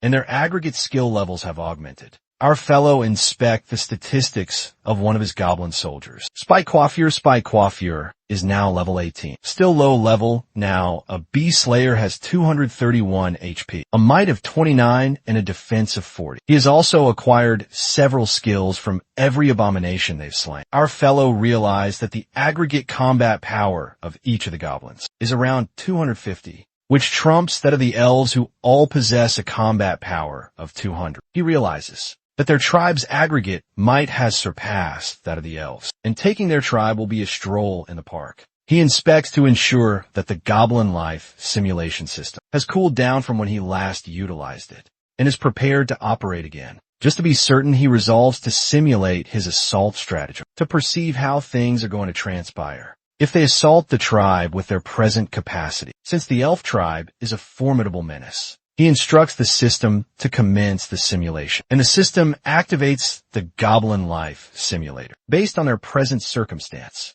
a window materializes before him and presents the current scenario, which is the eve before the incursion. The system displays that our fellow leads a greatly fortified goblin army to raid the elf tribe, confident of triumph. But the elves ambush them and lead the goblin army into a snare, shooting them all down with projectiles. Next up, he and Spikecoif, his highest-ranking officer, are apprehended by the elf matriarch and hanged in the enchanted forest as an admonition to the goblins to never meddle with elves. The conclusion, the system presents its summation by saying, our Lin Tian believed it was infallible, but it was actually under someone else's dominion. He receives a score of 0 out of 100. And no recompense for running a failed simulation. Lin Tian is apprehensive that this is how the simulation concludes, and wonders what it signifies when it says it's under someone else's dominion. He swiftly realizes that there's only one explication for such a paradox, and declares to the other goblins that it appears the tribe is being surveilled by the elves. Our fellow focuses intently to tap into the keen sense of audition and olfaction goblins possess, hoping to detect a vestige of the elves around. Moments later, he detects something and informs the other goblins. He swiftly runs towards the spot, and he discovers Kasana, who is rushing back to the elf tribe along with her men. She tells them that she didn't anticipate such a substantial alteration in a few days, and hurries them up so they can return to the tribe to inform the matriarch of the latest development. While leaping from tree to tree, a couple of arrows soon land on the elf males, and one of them lands on the prince's posterior. Since Lin Tian requires her animate, they all grimace due to the sudden agony from the arrows as they fall to the ground. The male elves appear to have been slain immediately, as they were intentionally struck in vital locations. But the princess just lies there. Incapable of movement, she wonders why she can't utilize any vigor at all. The other goblins don't even heed her, but are just excited to run into a female elf. Kasana, who is now feeling somnolent, wonders if the arrow she was struck with was laced with venom. Our fellow walks towards her and informs her He didn't anticipate apprehending her so effortlessly. He tells her she manifested just in time, since they're preparing for their grand culmination against the elves. And the princess just lies there in abject horror. Lin commands the goblins to transport them all back to the tribe, and they excitedly acquiesce.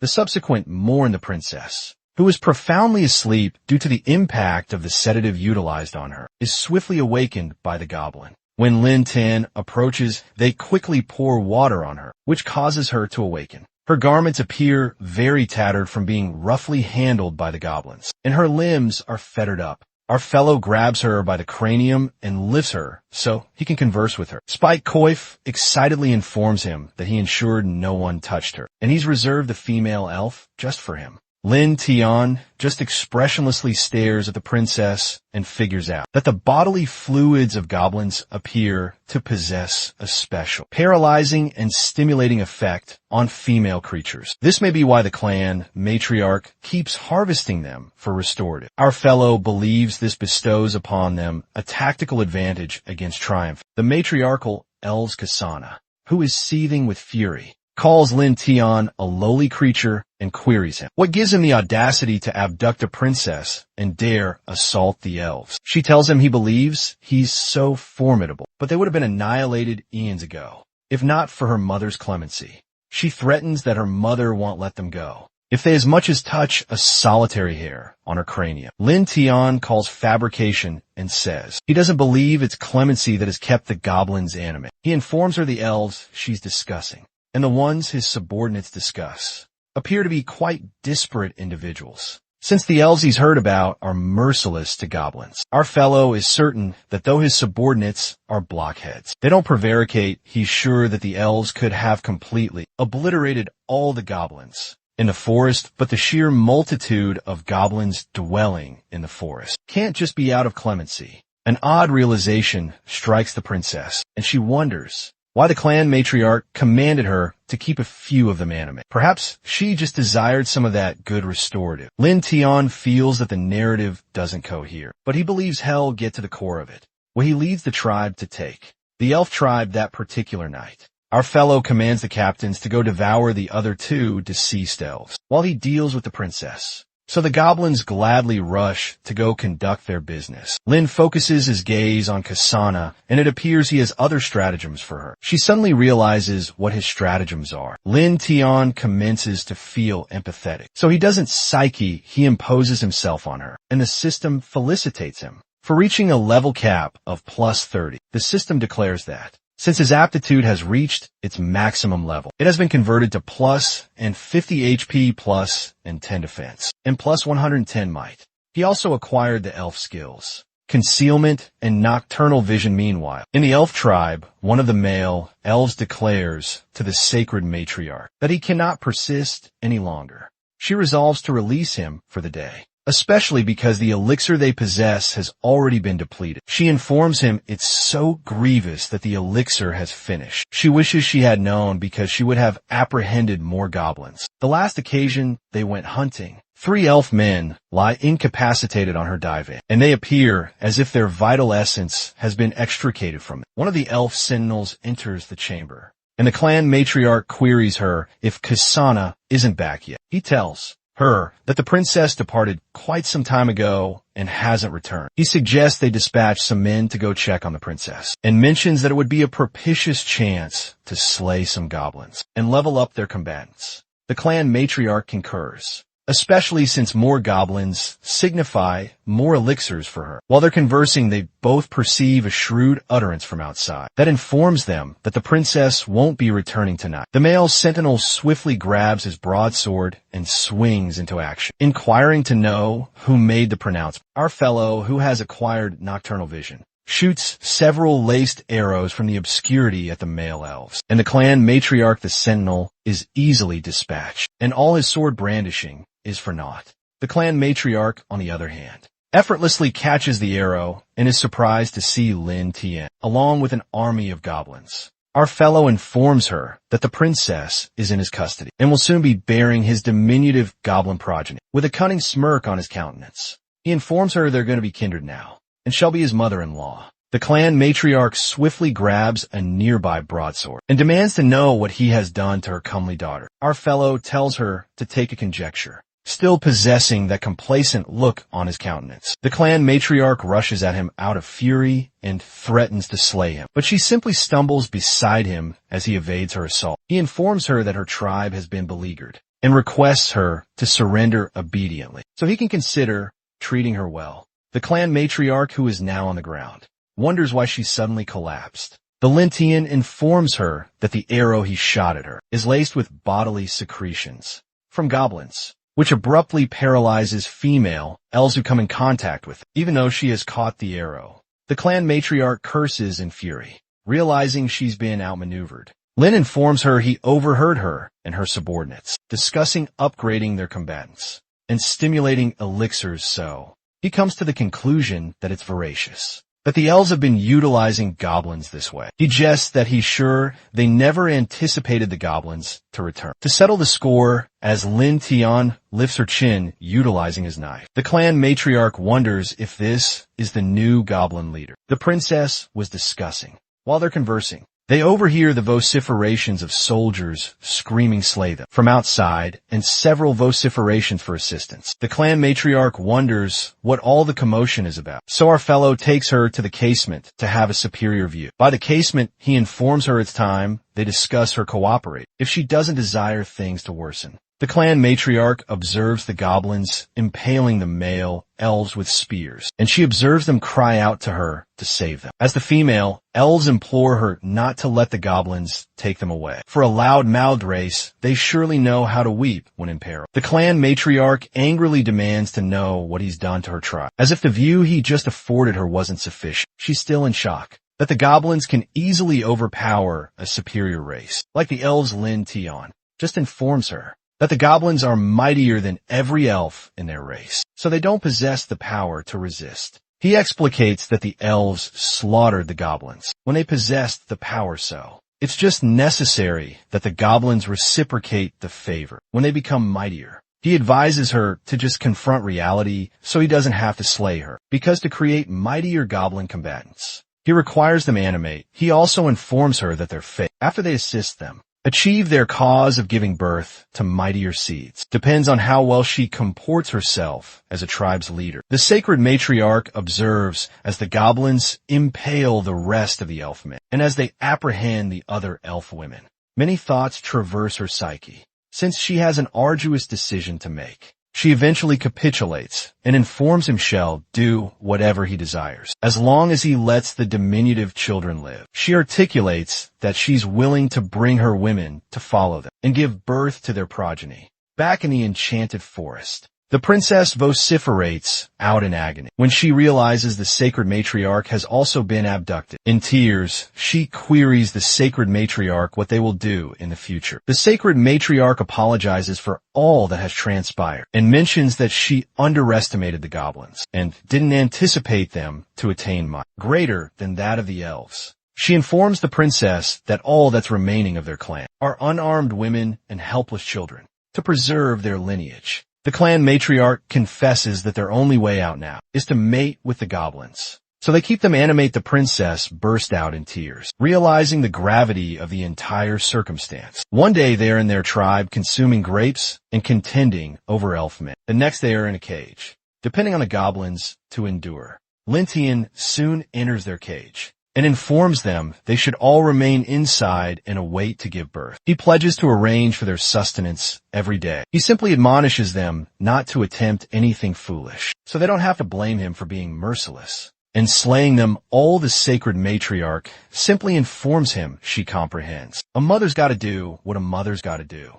She makes one request, however, and queries if she can tend to their children since they're hers. Nearby, Goblin Yue is seen tending to the diminutive elf children that the combatants apprehended, along with the diminutive goblin children she had. For Lin Tian, our fellow, wonders if the reason she keeps making requests and doing things because of her children is because of the elf attribute, boundless maternal affection. While he's contemplating, Yue breaks his line of cogitation and informs him that she can't tend to all the kids by herself. So Lin Tian resolves to let the sacred matriarch join Yue to tend to the remainder of the children. Lin Tian resolves that the diminutive elf children are also significant, since they can add considerable might to their tribe. When they mature, I just hope that isn't a euphemism for the fact that they'll mate with them, because that's just sickening. Our fellow resolves to take a look at his statistics. After mating with the sacred matriarch, the system window materializes again, felicitating him for gaining a qualification enhancement, which will be converted to 200 HP, 30 might, and 30 defense. That's a substantial improvement. Lin Tian wonders if his qualification has been unlocked to the paramount level, since all his acquired values just get converted to attributes. These days he smirks slyly, as he realizes that all he has to do to continue to augment his might is to continue to mate with mightier individuals and make them give birth to his seed. He realizes that his current might is already sufficient to crush Loader, but he resolves to hold out until the elves give birth, and then discover an opportunity to deal with him. Half a fortnight later, we perceive the noise of diminutive goblin babies crying as the elf women give birth. One of the elf women vociferates in horror. As the goblin child she gave birth to crawls towards her, she vociferates out, questioning if this is truly her child, and implores that they take it away from her. She informs them it's terrifying and she doesn't desire to possess. Unfortunate goblin baby having abandonment predicaments at a tender age. That's going to be a substantial sum at goblin therapy. Arduous existence for a goblin, I presume. Nearby Lin Tian queries Yue how many newborns they possess so far, and she informs him they possess about 40 or 30. Meanwhile, the princess vociferates out due to the agony of childbirth. She gushes out tears and appears to be in more agony than the rest of the elf women, which startles Lin Tian, the sacred matriarch, who is breastfeeding her goblin baby directly beside her, tries to tell Kasana not to surrender and requests her to keep pushing. Kasana, who is already weary of pushing, informs the sacred matriarch she can no longer push. When Lin Tian and Yue approach closer, the sacred matriarch requests them to save her, because it's her inaugural time giving birth, and she appears to be on the brink of demise. Lin Tian simply walks past her and instructs you to spread the prince's legs. The sacred matriarch queries him if he knows how to do this, surprised at how swiftly he swung into action. He informs her he knows a bit and proceeds to assist the princess. Princess Kasana informs him she doesn't desire him to assist her, but he instructs her to be silent and comply, because they're also his progeny. Moments later, Lin, who probably must have possessed some medical experience in his past existence, triumphantly delivers the baby. Yu informs him he's amazing and commends him for saving her. She's a perfect exemplar of a supportive spouse. She commends him for delivering another woman whom he impregnated. Lin Tian informs her it's not a substantial matter, like men perpetually do, but I'm sure he secretly cherishes the commendation. The princess just lies there, paralyzed, as it appears she is carrying up to 3 goblin babies. While they all converse, they perceive a loud vociferation from one of the elf women, informing a goblin who is attempting to have his way with her to release her. The goblins ignore her vociferation,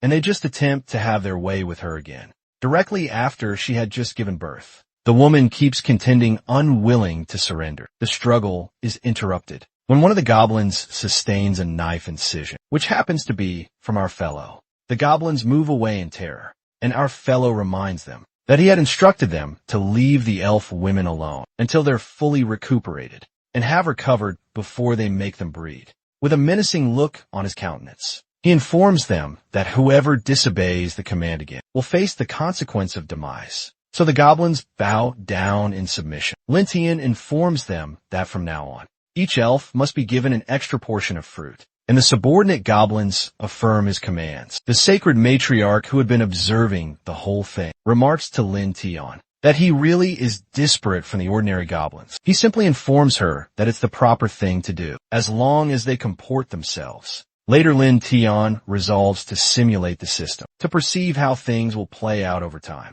The system window materializes and informs him that the current circumstance is that he has subjugated the elf tribe and impregnated all the female elves.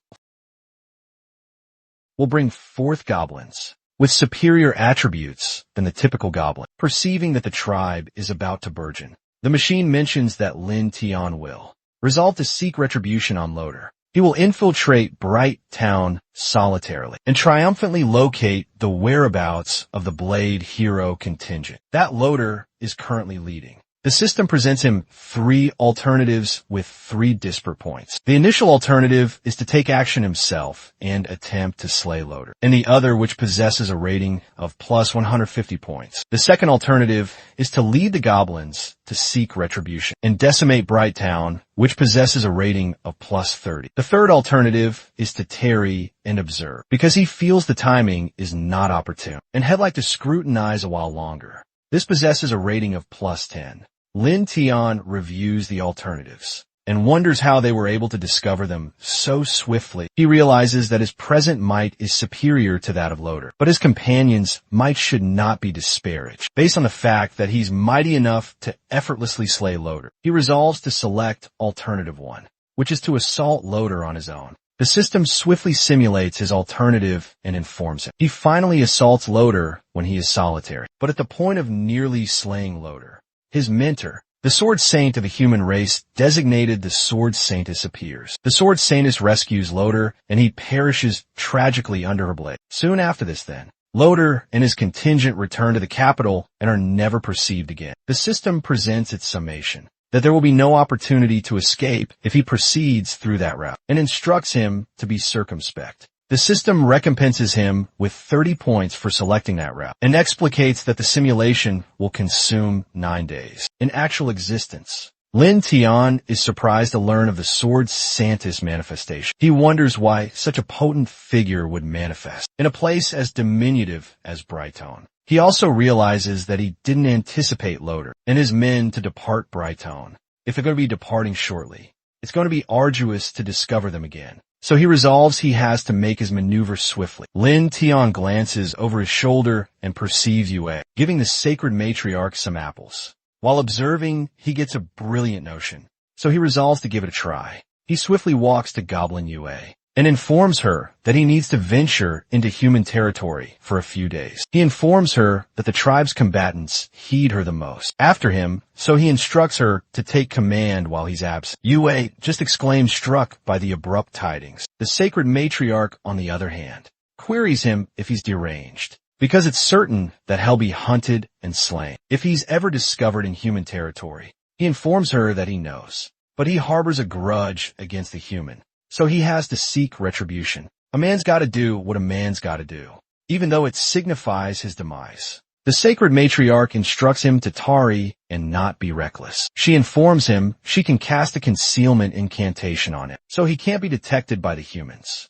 which makes Lin Tian faintly smile. Like he perpetually does, it appears this was his stratagem all along, as he thinks to himself that this was precisely what he was awaiting for her to articulate. He jokingly informs her that he didn't anticipate her to care about his safety, but she informs him that she's only apprehensive, that the goblins will be more cruel to them if he perishes. She casts the incantation on him and informs him her children are all here, and her only chance of survival is if he returns animate. After the incantation is cast, Lin Tian walks away towards the human kingdom. He thinks to himself that the sacred matriarch really knows how to endure. Yue, who is now the leader of the tribe, simply vociferates out to him, informing him shall tend to the tribe for him.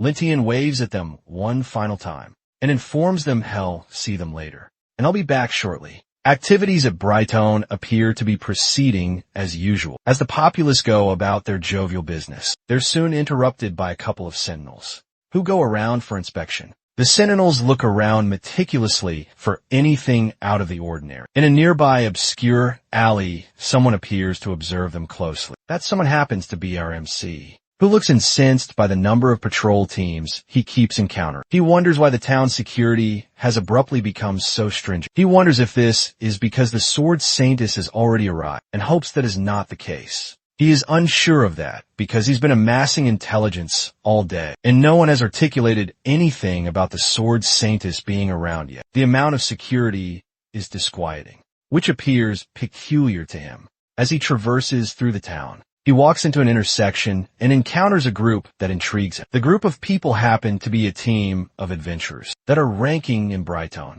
The men in the group just converse with one another, totally oblivious to his presence. The team's presence appeared to be the Blade Hero team, which possesses the Platinum rank.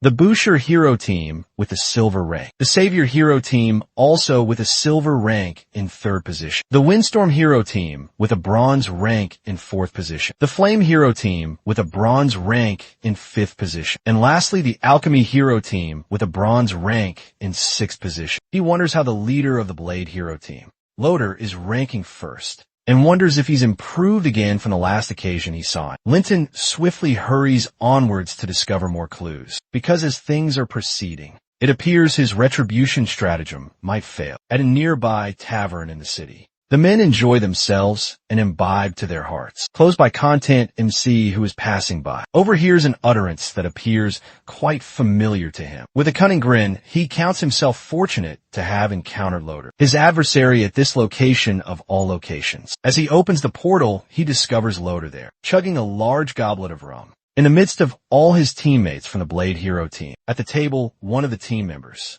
drunkenly informs the entire group how he was nearly slain by a 4-armed simian a while ago, but thankfully, he was rescued by Ephria and Captain Loader just in the nick of time. Ephria, who sits close by, simply passes along the commendation, declaring that Captain Loader is truly amazing, because she couldn't have slain the 4-armed simian solitarily. I wonder how massive Loader's ego is, that he requires everyone at the table to massage it. A member of the Bashi team, who sits nearby, makes fun of the Blade Hero team for boasting about something as diminutive as a 4-armed simian. The fellow who is sharing his testimony queries him what it is to him and instructs him to get lost. The fellow from the Bashi team commences to roll his sleeves, threatening his opponent not to believe he won't thrash his posterior, because he's part of the Blade Hero team. The man who is sharing his testimony instructs him to bring it on, because he's not apprehensive. Loader just sits there, chugging another goblet of rum as both men flaunt biceps at each other. If Freya and the other team members,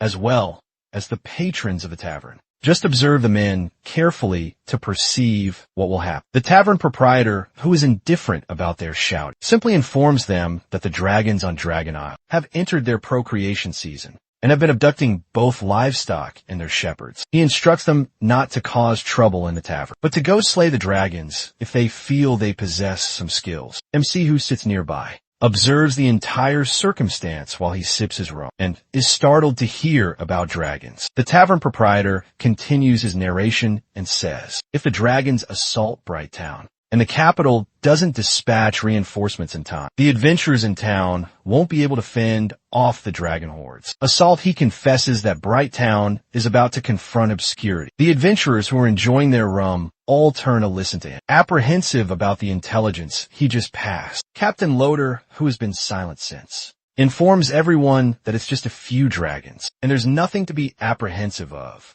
With a grin on his countenance, he informs them there's no necessity to conceal the intelligence he's been keeping. So he informs them that the Sword Saintess is already on her way here, which intrigues the multitude. He explicates that the Sword Saintess is his mentor, and once she arrives, they'll join forces to slay the dragons, and there will be no necessity for the capital to dispatch reinforcements. The men all illuminate in bewilderment, surprised that Loader was able to summon the legendary Sword Saintess. Some of them believe it's not probable, and he's just boasting, but another group believes that the arrival of the Sword Saintess is propitious tidings, because they don't have to be apprehensive of contending against the dragons. One fellow even says that if they succeed in their mission, Loader will become the hero of Brighton. The captain, who now stands to make a public address, announces that he'll treat all of them to potations as a way to commemorate the arrival of the Sword Saintess and the triumph of slaying the dragons. In anticipation,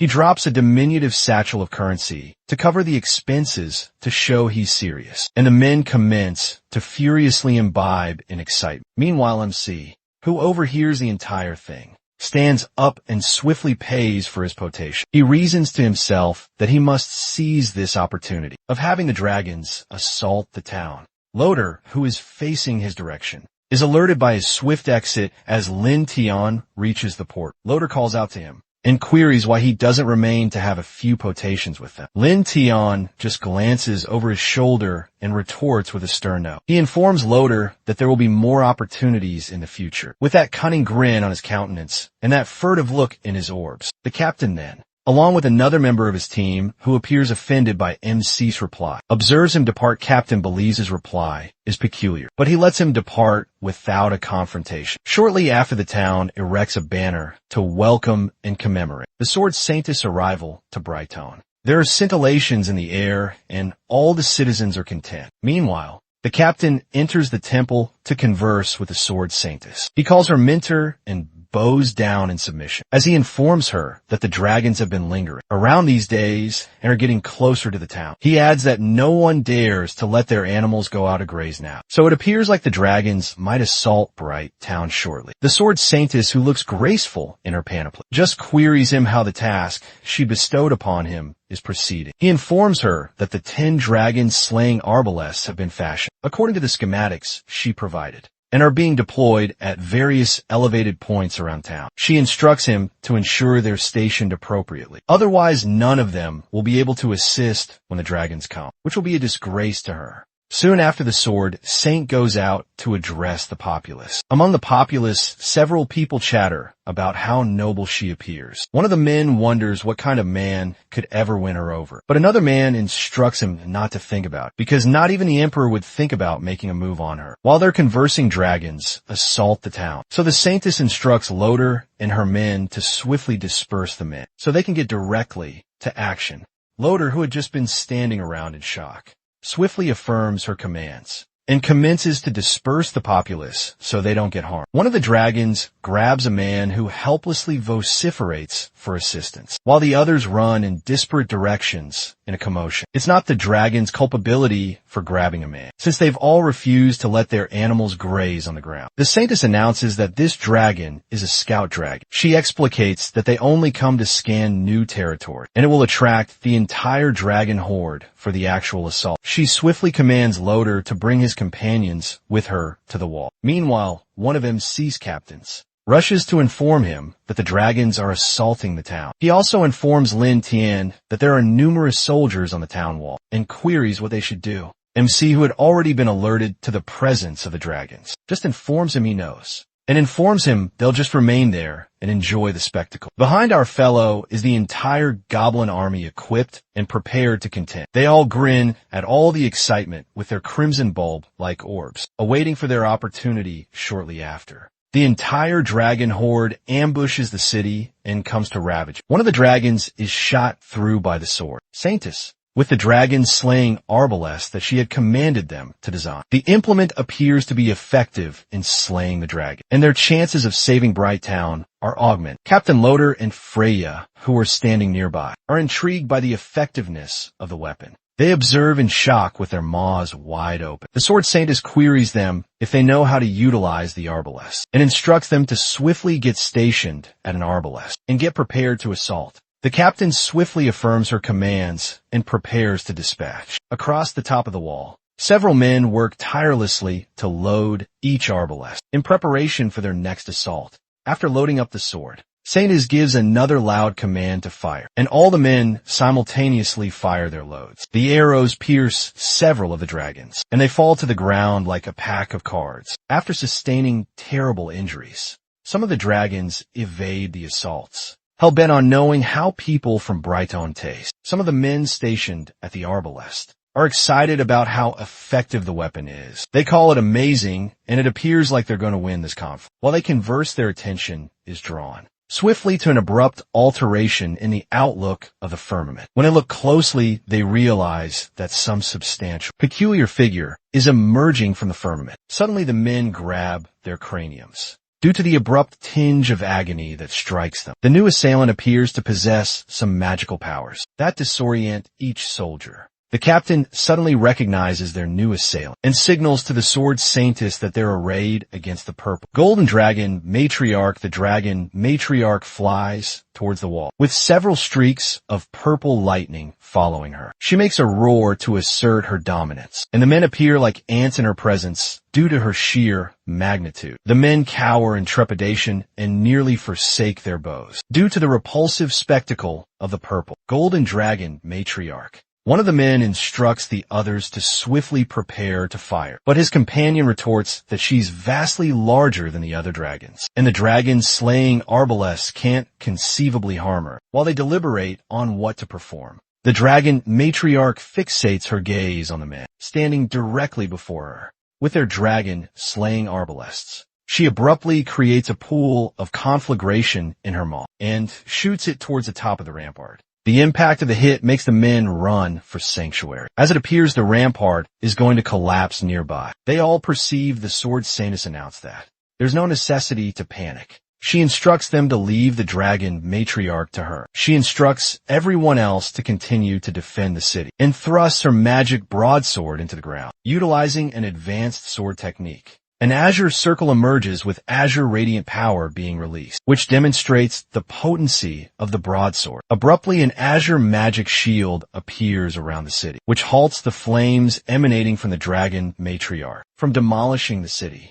The dragon matriarch soon ceases shooting fire at the town, once she realizes that her assault is being warded off by the shield. On a nearby mountain, Lin Tian and the rest of the goblin army observe the conflict from afar. Our fellow thinks to himself that he didn't anticipate the shield to hold off the dragon matriarch's assaults. He runs an appraisal of their strengths and resolves that it's also expected. Because although the dragon matriarch possesses abnormal might, the sword saintess is something else entirely. The dragon matriarch possesses a level of 79, health of 4100, might of 510, defense of 580, and an aggregate power of 2900. The sword saintess, on the other hand, is the genuine abomination. Here, she's at level 80, possesses a health of 17, might of 690, defense of 700, and an aggregate power of 4000. As he observes the sword saintess leap towards the dragon matriarch to deliver several assaults, Lin Tian surmises that the sword saintess might is just too abnormal. Our fellow thanks his stars that he's not in this conflict, because that would be a substantial predicament. It's amusing that just a while ago, our fellow was quibbling over an assault power of 200 and above. When assaulting the elves, he'll most probably be eviscerated if he steps into this battle. He realizes that the dragon matriarch is marginally weaker than the saintess, but it possesses the advantage of having higher health points. Our fellow resolves that the sword saintess can't conceivably vanquish the dragon matriarch. In a brief duration after observing the ongoing battle closely, along with his goblin army, Lin Tian resolves that this is the perfect opportunity to take retribution against humanity as planned. He commands his goblin army to proceed into the city as they had planned. He commands that one team create a disturbance and another team lie in ambush. The goblin army, with crimson bulb-like orbs and a keen desire for destruction, marched towards Brighton to exact mayhem on the town. Meanwhile, the protective shield that the sword saintess had cast only appeared to have lasted long enough to deflect the dragon matriarch's assault. Several abodes in the city are currently set on conflagration by the other dragons, while the sword saintess battles the dragon matriarch. Captain Loader exclaims that it's really arduous to deal with the flying dragons. He's gratified to have the assistance of his mentor and resolves that they can handle the rest, since the dragons are just brute beasts. As he impales one of the dragons, he boasts about how he's also now a dragon slayer, which is a skill set that the sword saintess possesses. While he's revealing his kill, one of the townspeople runs towards him and vociferates that goblins are invading the town, which startles the captain, still in battle with the dragons. The Blade Hero team is surprised to hear that goblins are invading the town. At such a time, they believe it must be a jest since goblins are stupid, but not stupid enough to manifest in such a conflict, since they're low-level creatures. The captain is startled by the utterance of a nearby woman, who cries for assistance, as she is pursued by two goblins who are thirsty to possess her. He curses upon realizing that they're confronting a goblin invasion, directly in the middle of a war with the dragons. He announces to his team that there aren't too many nefarious dragons remaining, so he instructs Freya and another member of his team to hold them off, while he and the female swordswoman Yahello go deal with the goblins. Yahello affirms his command, with a look of disdain in her orbs for goblins. They both pursue one of the goblins, who makes a run for it upon perceiving them advancing. Unbeknownst to them, several goblins are concealing themselves in the sewers, and at several spots in the city, awaiting for them to separate themselves from the rest of the team. The goblins, subterranean, give menacing cackles, with jagged teeth that resemble aged men's teeth, but are mighty enough to fracture bones. In a split instant, the goblins throw a net over Ephria and shoot arrows at Loader, incapacitating him as she's being dragged away. Ephria cries out to the captain, who has been shot in the leg. To assist her, the goblins, who possess iron panoply and carry iron implements, surround each of the combatants to assault them individually. The captain commences to curse, wondering why there are so many goblins. I would believe he would query why they're even carrying iron armaments. But oh well. Yevlia, who has been halted by a team of armed goblins, attempts to fight them off and informs the captain she is coming to assist. Meanwhile, the last member of the team of 4 attempts to block the assault of the goblins, who have also surrounded him. The circumstance appears terrible, as the men appear to be heavily outnumbered while they're contending. Lin Tian manifests on the scene, while the men are preoccupied contending the subordinate goblins. Abruptly, the captain calls out to them to watch out, because there's a new assailant behind them. They turn back just in time to receive deep gashes from MC's knife. Lin Tian just walks past them, as he gashes them and spills their ichor. Captain and Ephraia, who are now on the ground, observe the whole thing in horror, since they had just lost 2 close teammates at once. Our fellow simply walks towards them and informs them. He didn't anticipate that they'd be apprehended so effortlessly. The captain, who is now irate, vociferates out that he's going to slay them and calls them lowly goblins. Lin Tian just kicks him in the chin and knocks him out, instructing him to read the circumstance carefully before making substantial pronouncements. He commands the goblins to take Ephraia and Loader into the sewers, and commands the rest of them to follow him to the city wall to take out the remaining arbalestmen. The sword saintess, who is still dealing with the matriarch dragon, realizes that goblins are launching a surprise assault against the town. She wonders how goblins amass the nerve to assault at such a time. The matriarch dragon, who transforms into a half-dragon, half-woman, derides their present circumstance and informs the sword saintess that it appears like they have their hands quite full. Noticing that she's distracted, the dragon matriarch calls her a sorceress and attempts to land a fatal blow on her. The dragon matriarch makes fun of her inability to keep up and jests that she'd like to perceive how much longer they can spin, spilling dragon ichor just as the dragon matriarch is about to strike her. The sword saintess utilizes her advanced sword skills and deflects the dragon matriarch's assault, creating a shield of sword strikes. The strikes land perfectly on the dragon matriarch, who vociferates out in agony and frustration. The sword saintess realizes that the dragon matriarch is about to run out of health points and wonders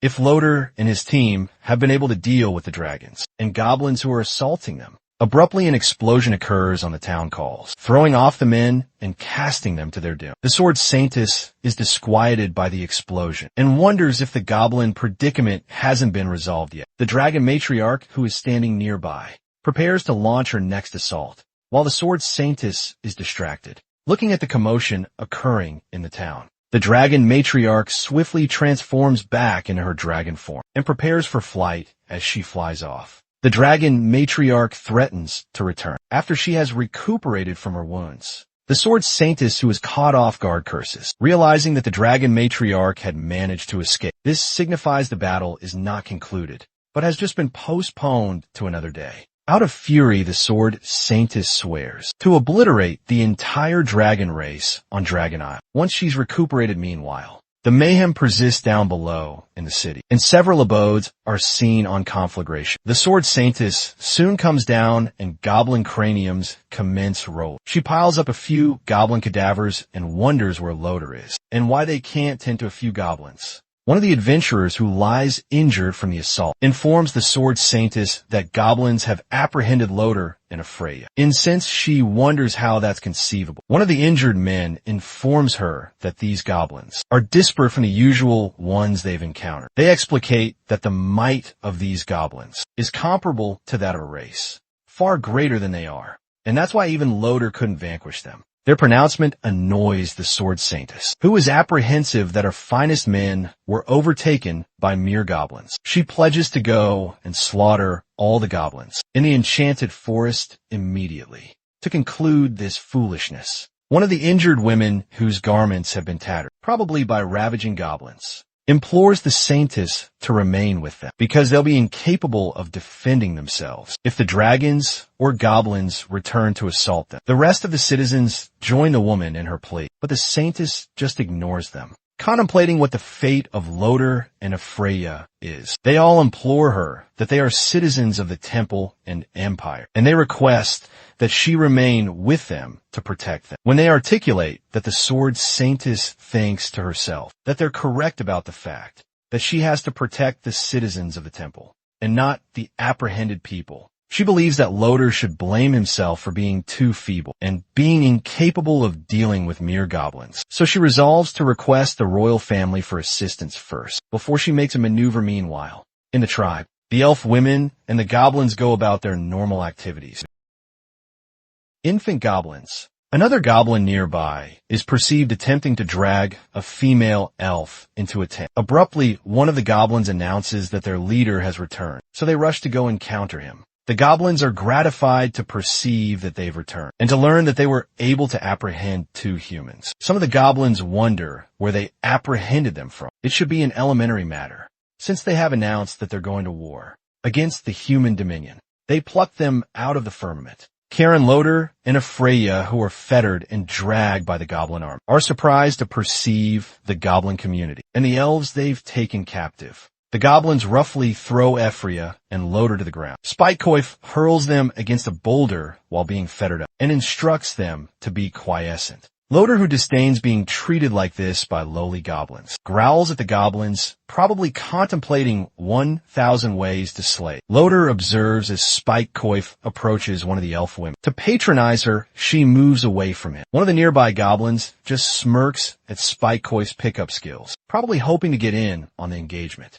Loder, who is observing the whole thing, is surprised to perceive that they have taken so many elves captive. Freya informs him that it appears to her that there might be a hero-tier goblin in this tribe, which would explicate their unusual feats. Loder queries Freya if she's recuperated a bit, to know if she'll be able to utilize her magic. But she informs him that the toxin they utilized is quite potent, and it would take some duration for her sacred constitution to eliminate its effects. MC, who is standing nearby, tells Freya that he didn't anticipate the poison to lose its effect so shortly, and he commends Freya for her strong recovery celerity. His pronouncement startles Freya, who didn't know he was listening to them. Meanwhile, Spikecoif comes to subdue Loder, who angrily protests against our fellow. When Lin Tion lays a hand on Freya's thighs, she demands to know how he knows her name, and queries him what he's attempting to do, possibly attempting to give her a massage. MC, who just gives a cunning grin, queries her if she doesn't know what he desires to do. He digs his talons into her legs, and if Freya vociferates out loud in agony. The captain, who is nearby, attempts to defend Freya, but the goblins nearby subdue him. Eventually, he vociferates at Lin Tien and instructs him to cease doing that. One of the goblin captains lands a clean blow on Loder's chin, informing him not to dare raise his voice at the chieftain. Loder, who realizes he's been outmaneuvered, queries Lin Tien if he realizes the consequence of apprehending them. He informs him that the might of the sword saintess can obliterate his entire tribe in one strike. MC, who looks unperturbed, informs her that the sword saintess is also his quarry, but her time hasn't arrived yet.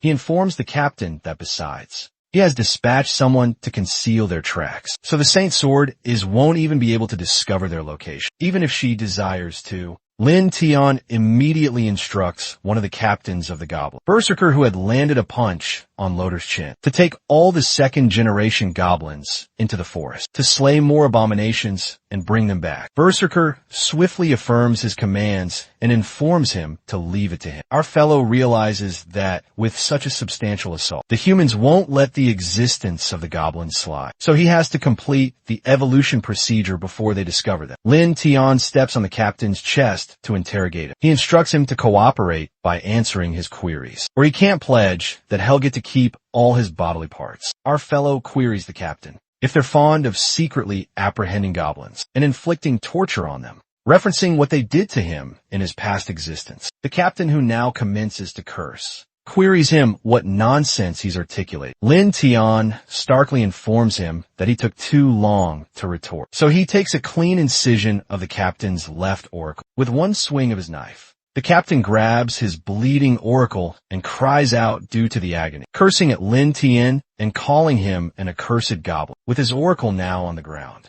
The captain informs him that everything they've done, they do to protect the human race. He informs him that it's their duty to vanquish abominations, and the goblins are one of them. Lin Tian finds it arduous to swallow that they're doing it for the human race. So he informs him that. He believes it's more about constantly elevating the status of their so-called hero party. Lin Tian recalls how they had slain the human woman he was attempting to protect in his last existence. So he affirms that it's much easier for the Blade hero party to slay the apprehended humans, along with the abominations, than to rescue them animate. He angrily queries the captain how much ichor debt he has accrued to complete his missions in the name of being righteous. The captain and the Freya are abruptly startled by his allegations, wondering how this goblin knows so much about them. MC, who now possesses a nefarious look on his countenance, informs them the conversation is concluded. He informs them, unlike them who feign to be righteous, he doesn't have to feign because he's an inherently nefarious abomination. He informs them he's going to teach them a lesson, and he goes towards Freya to harm her. The captain vociferates at him not to harm Ephria, but Ephria, who is being manhandled, simply drools from all the hurting that Lin Tian is inflicting on her. She struggles to articulate and makes a blur of utterances, attempting to tell the captain to assist her. The captain vociferates at Lin Tian to stop calling him a beast, but Freya, who is just sweating and tearing up as her eyeballs roll upwards, weakly informs him to stop the captain, who is incensed to witness the scene, continually vociferates at Lin Tian to stop. So the captains of the goblins come to subdue him and fetter him up. Lin Tian reminds Ephria of the utterances she told him while torturing him in his past existence, informing her that the lesson has just commenced. Ephria, who is incapable of articulating a word, just sweats profusely as she continues to tear up. The MC, who is now done with her, informs her he wonders if Loader, who enjoys observing what the goblins will do to her. As our fellow steps backward,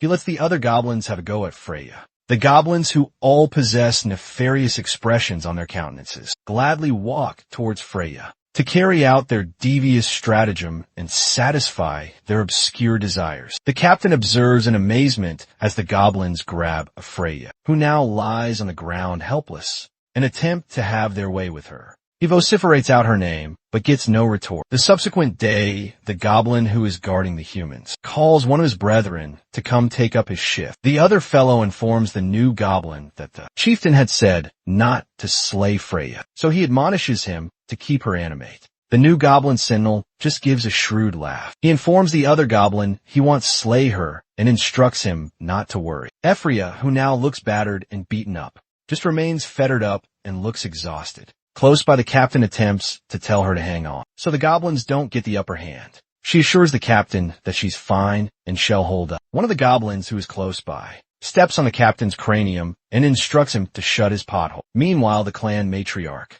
who sits nearby with the princess, while she's breastfeeding an infant goblin, informs the princess she believes Lin Tian harbors a grudge against the humans, judging by how they're being treated. The princess concurs that the humans have it worse than they do, since they still possess fruits to consume. Goblin UAE, who enters with some fruits, while the infant goblins attempt to play with her, mentions that she has heard Lin Tian mention his grudge against the humans before, and concurs that it must be voracious. The clan matriarch mentions that our fellow perpetually keeps his word and never forgets a grudge, which makes him the most unique goblin she's ever perceived. I believe she harbors an infatuation for him or something. The clan matriarch commences to fantasize about MC and commences to blush. So the princess jokingly comments that she perceives that the clan matriarch has become fond of him. Soon Spikecoif announces that the second generation goblins, who are the ones the elves gave birth to,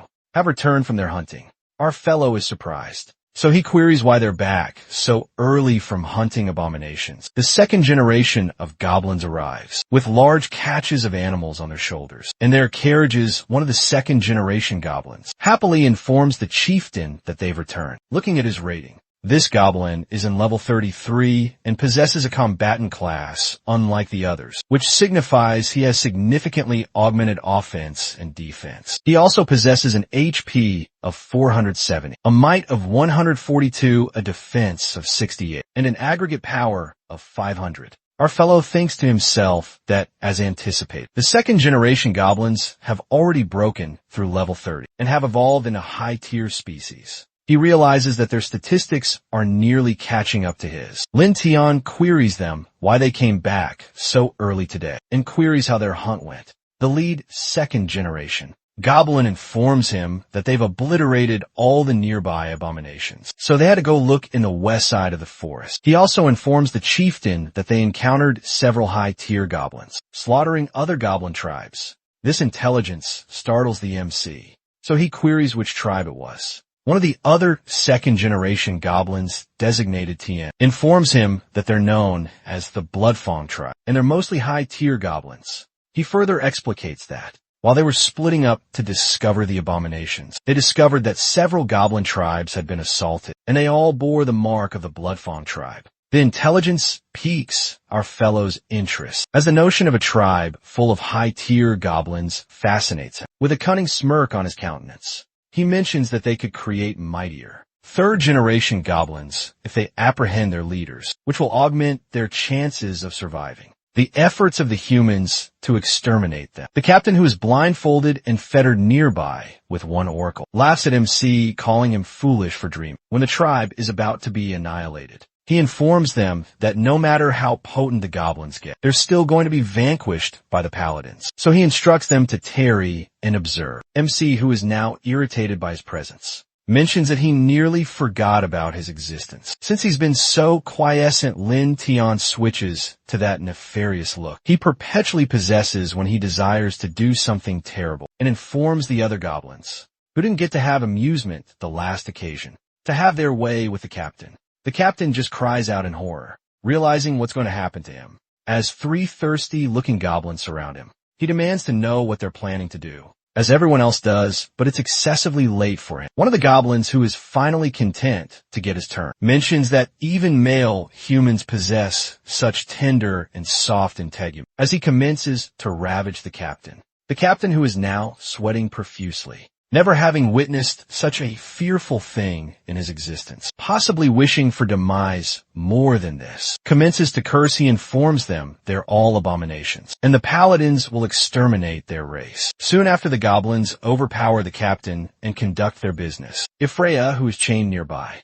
just keeps quiescent and attempts her best to ignore his vociferations. Several hours later, the captain is perceived nearly lifeless on the ground, and he appears like a truck had struck him. Well, it's the goblin truck. All the goblins soon amass to roast some of the meat from the hunt and dance while Lin Tian sits down with the princess and UAE. Yu queries him if he plans to assault the Bloodfang tribe next. So he informs her that they have to do that to be the mightiest. He informs her that they will not only be assaulting them, but they will apprehend their leader. He informs them he's even concocted a new name for the tribe. He declares that from now on, the tribe will be designated the Tian Guang tribe, which is derived from his name. Lin Tian, the second-generation goblins, who are perceived enjoying flagons of rum, rejoice over the chieftain's declaration and call him mighty. The other goblins soon join in and rejoice over the fact that their tribe now possesses a name. They all vociferate the name in unison as they commence to commemorate. UAE, who is apprehensive due to the might of the Bloodfang tribe, queries him how they're going to apprehend the tribe's leader, since they've obliterated so many tribes. Lin just instructs her to calm down and informs her he possesses confidence. He looks at Freya and informs her that he possesses a trump card that he hasn't utilized yet. The subsequent day, the chieftain heads into the forest and enjoys the vista of the demonic forest from where he's standing. It turns out that he's scouting the residences of the Bloodfang tribe, so he resolves to conduct an appraisal of their actual might. He spots the Bloodfang goblins going about their usual business and notices that there are indeed quite a few high-tier goblins, but they should all be manageable. While he's observing, he notices that the goblins abruptly become scared, and he notices that their leader is approaching. His countenance illuminates when he finally perceives the leader of the Bloodfang tribe. The reason he's so content is that the leader of the tribe is a hero class goblin. As a hero class, he's in level 50, possesses a class of high-rank combatant, possesses an HP of 700, a might of 239, a defense of 14, and an aggregate power of 900. Our fellow realizes that the leader doesn't appear all that potent. With a total combat power of 900,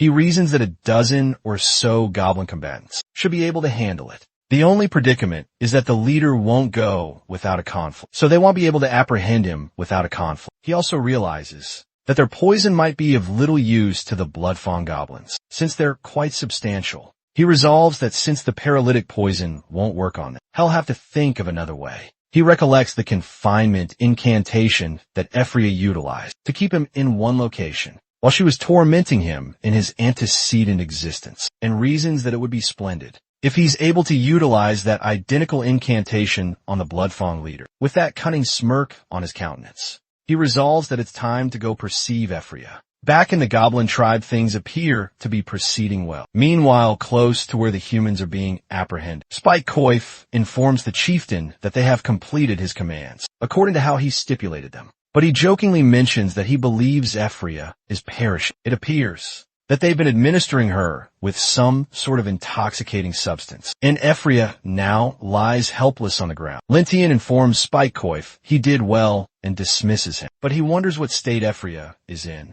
Ephria, who now makes blurry utterances, requests them to slay her so she can atone for her transgressions in the presence of her deity. Lin Tian simply walks towards her and utilizes a hot towel to tend to her wounds. Ephria, who likes the warmth of the towel, enjoys the sensation, but she soon freaks out when she realizes the one attending to her is Lin. She jerks her hands away from him and instructs him to stay away from her. She calls him a fiend and informs him that she's going deranged because she's in so much agony. Out of nowhere, Lin Tian gives Freya a startling slap, which dazzles her. He also reaches behind her and immediately draws her closer to embrace her. It's a little tough affection. He informs her castigation is concluded while still embracing her, and Freya just remains in his arms, still startled with tears in her orbs. She queries him if he's articulating the verity. He informs her that he keeps his word, but his sole condition is that she must choose to possess faith, which makes her wonder what faith he's discussing.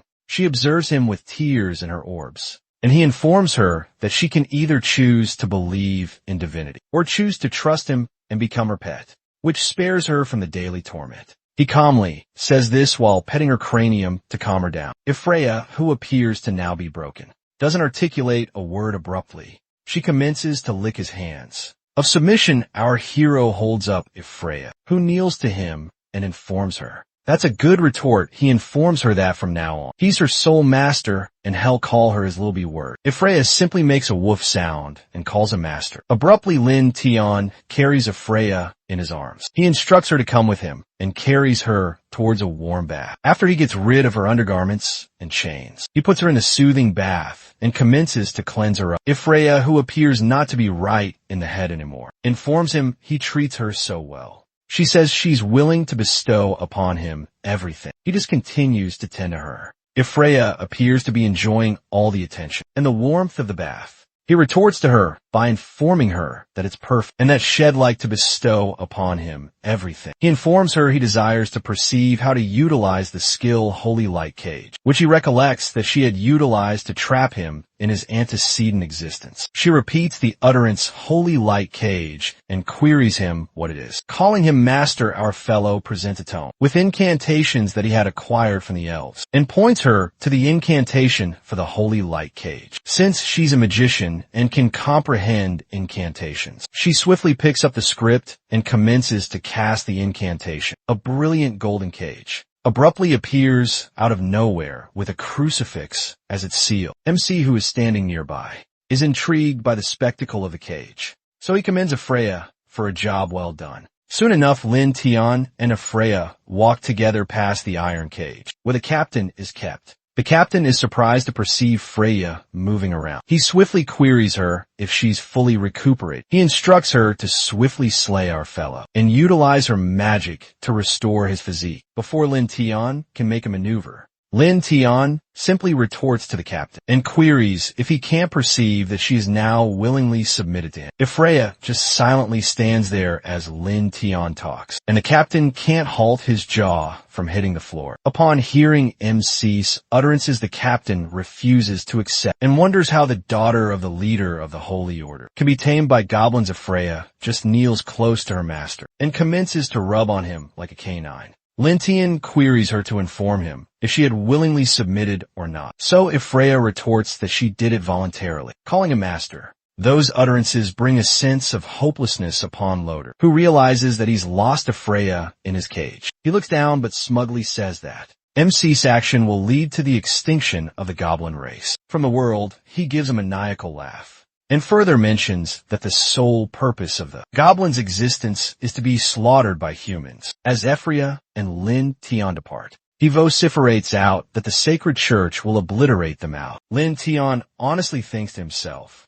that he didn't anticipate Freya to be so completely submitted. He thanks the captain for revealing such vital intelligence and looks for a way to recompense him. So he requests the goblins not to let the captain rest for the next few days. Berserker, who is standing nearby with a smirk on his countenance, prepares his whip and informs the chieftain to leave it to him. Unfortunate Captain Lin Tian swiftly focuses on Freya and informs her that it's time for them to focus on the business at hand. He holds her by the hand and leads her away so they can deal with the Bloodfang tribe. Meanwhile, in the Bloodfang tribe, things appear to be proceeding as usual. As we take a closer look, one of the captains of the Bloodfang tribe, who resembles a shaman, approaches the leader, along with many other Bloodfang goblins, to inform him that everything is prepared. The leader, who is pleased to hear the tidings, informs them that they will assault the southern tribes today. To pump the populace up, he announces that they'll apprehend the elves and have amusement with them, and all the goblins go deranged,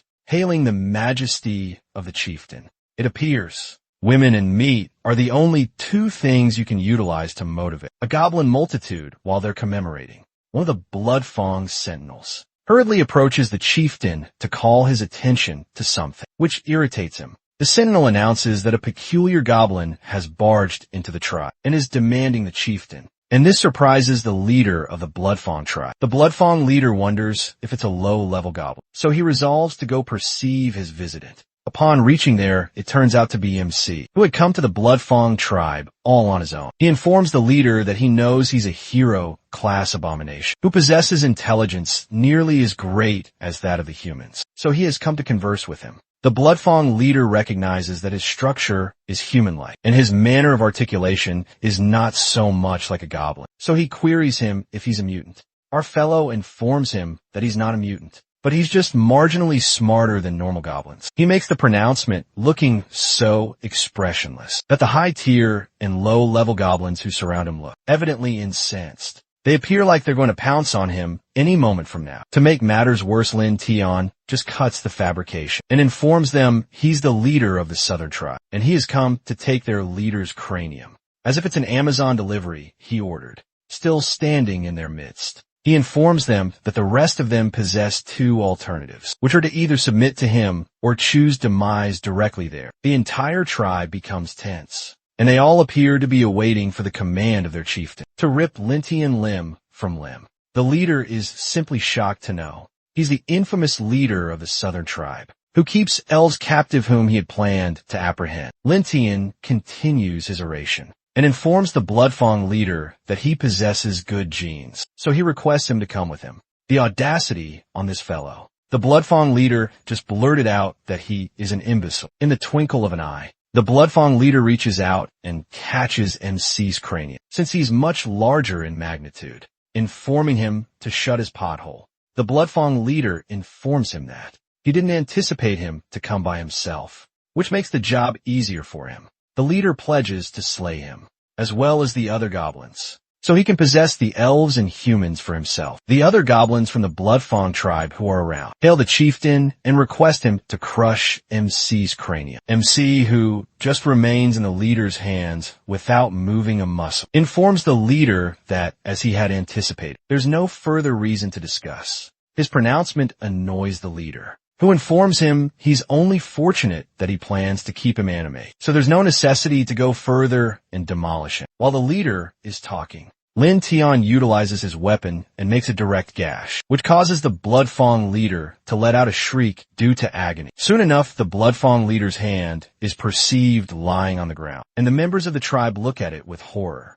The leader realizes that he's lost the upper hand, so it's articulate pun intended. He swiftly commands his men to slay the MC. The Bloodfang shaman rallies the other combatants to slay our fellow, to avenge their chieftain. But Lin Tian just stands in their midst unperturbed. Our fellow raises his hands and instructs an invisible figure to emerge. Abruptly, a broadsword pierces the Bloodfang shaman from behind. As he's about to perish, he wonders out loud how his assailant could be so quiescent. But the second-generation goblin from the southern tribe happens to have acquired the invisibility skill from one of his quarries. Out of nowhere, Berserker comes forth and proudly announces that it's because they possess another special skill, designated silent steps, which permits the user to move around without making noise. Lin Tian commands the rest of the goblin combatants to emerge and instructs them to slay the entire Bloodfang tribe. The goblin captains recount the commands and announce that the chieftain has commanded that they take out all of the Bloodfang tribe. Out of nowhere, hundreds of goblins who had also been utilizing the silent step skill manifest and commence to take out the goblins utilizing their armaments. And the Bloodfang leader is shocked when they appear. The Bloodfang leader observes MC, who just stands before him with his usual complacent smirk as all the mayhem goes on, and resolves that this was MC's stratagem all along. The Bloodfang leader resolves that the southern leader had approached them in the guise of negotiation to get them to lower their guard. He made them put all their attention on him, which didn't permit them to notice. The leader resolves that the optimal alternative for him is to make an escape, and he resolves that he's too mighty for anyone to be able to halt him. If he flees, taking a final glance at MC, he loudly pledges to slay him even if he's going to abscond. So he launches at him with a fatal punch with his remaining good appendage. MC, who just stands there unperturbed, doesn't move out of the way of the incoming punch, but only calls out Ephria's name. Ephria, who's standing nearby, recognizes her cue and summons the hallowed light cage. The light cage envelopes the Bloodfang leader. To his shock, he swiftly comprehends that it's a light attribute incantation. But he wonders how, since a goblin can't cast light incantations. He glares at the Lin Tian with orbs that are nearly human, but are filled with seething fury, hoping to get an opportunity to land an assault on him. Meanwhile, Ephria kneels close to Lin Tian and calls him master, while he pets her cranium at this juncture. Her transformation is so swift that I believe she was secretly a submissive who had been awaiting to break free from the fetters of her strong combatant existence. Lin Tian commends her for being a good canine and informs her she's gotten mightier ever since she went obscure. He instructs her to go pet her recompense, and Freya just excitedly thanks him, calling him master over and over. The Bloodfang leader, who is now trapped with chains fashioned out of light magic, calls Lin Tian a reprobate MC, who just looks away from him, laughs, and requests him to obediently become his heroic breeding goblin. I wonder what'll transpire if he doesn't. ITLL be amusing if the Lin Tian takes him through the identical horrific train, and this substantial fellow becomes a submissive himself. Back at abode in the Kwang tribe, everything appears to be tranquil, and folks are going on about their normal existences. In one of the oubliettes, the Bloodfang leader is perceived heavily chained to a boulder, and he can't move an inch. The Lin Tian breathes a sigh of alleviation from all the stress it took to subdue the Bloodfang leader. He's content that all the arduous labor is done, and there's no longer any menace, as he cleanses his ichor stain knife, which he had just utilized to persuade the leader to sit still, so he can fetter him up nearby. Captain Loader, who is in prison, wonders how the tribe was able to apprehend a hero-class goblin. Lin Tian informs Goblin Yue that the task of artificial insemination can be handled by the other goblins, but he requests her to just keep an eye on them. Goblin Yue, who is standing nearby with the clan matriarch, who appears to be ogling the MC enthusiastically, concurs to do so. The Lin Tian also leaves a Freya in Yue's care, who appears to possess a deranged look in her orbs, and she obediently holds on to Yue. Lin Tian requests if Freya to pay attention to Yue's utterances, and Yue pledges to handle her well. Our fellow informs the clan matriarch that he desires her to assist him get attired later, because he desires to go perceive a friend. By getting attired, he's referring to utilizing her elf magic to conceal his identity. As usual, surprised, the clan matriarch just queries him if he has indeed said he desires to go perceive a friend, to ensure she heard him correctly. The Lin Tian doesn't explicate much, but just reiterates that he's indeed going to perceive a friend, with a faint smirk on his countenance. To give more context, the Lin Tian just grins widely and informs her it's a very significant friend. Later on, our fellow reasons to himself that based on what the captain had articulated, he's sure that human reinforcement will reach Bright Town shortly. He reasons that their present capacity can handle the paladins, but an encounter with the sword Saintess spells their doom. He also considers the fact that ITLL takes some duration to complete the procreation of the hero class goblins, so he requires a strong ally to assist stall the sword Saintess. Lin Tian finally resolves that he needs to pay a visit to Dragon Isle to encounter the matriarch of the purple gold dragons. It's a great notion, but the sole predicament is that Dragon Isle is at least 100 kilometers away from where they are, so it's pointless venturing there. He resolves the optimal way to get to Dragon Isle is to summon a dragon here. So he slays 2 large abominations and spills its ichor directly by the water. A few moments elapse, and Lin Tian hopes that the scent of the abomination's ichor is sufficient to attract any close dragon who's looking for a swift meal. True to his word, one of the dragons soon appears and spots the tasty meal by the water. Lin Tian swiftly conceals himself in a space he had created in one of the abomination's stomachs. Content that everything is proceeding as planned. The dragon effortlessly lifts the deceased beasts off the ground, and Lin Tian is perceived hanging on in the deceased animal's stomach. When the dragon commences to fly, Lin Tian secretly commemorates that his stratagem is triumphant, so he resolved to enjoy the first-class flight to Dragon Isle. After a protracted flight with no turbulence or adverse weather, they get to their destination. Upon reaching a suitable spot, the dragon drops the animals through a hole on top of a large boulder. The deceased beasts fall through the aperture and land in a cavern that has been fashioned inside the boulder, directly on top of a heap of bones that used to be succulent beasts themselves. When Lin Tian makes his way out of the animal's stomach, he corroborates his suspicions that the dragons weren't just hunting for themselves, but for someone else. When Lin Tian fully gets out of the animals inside, he dusts himself off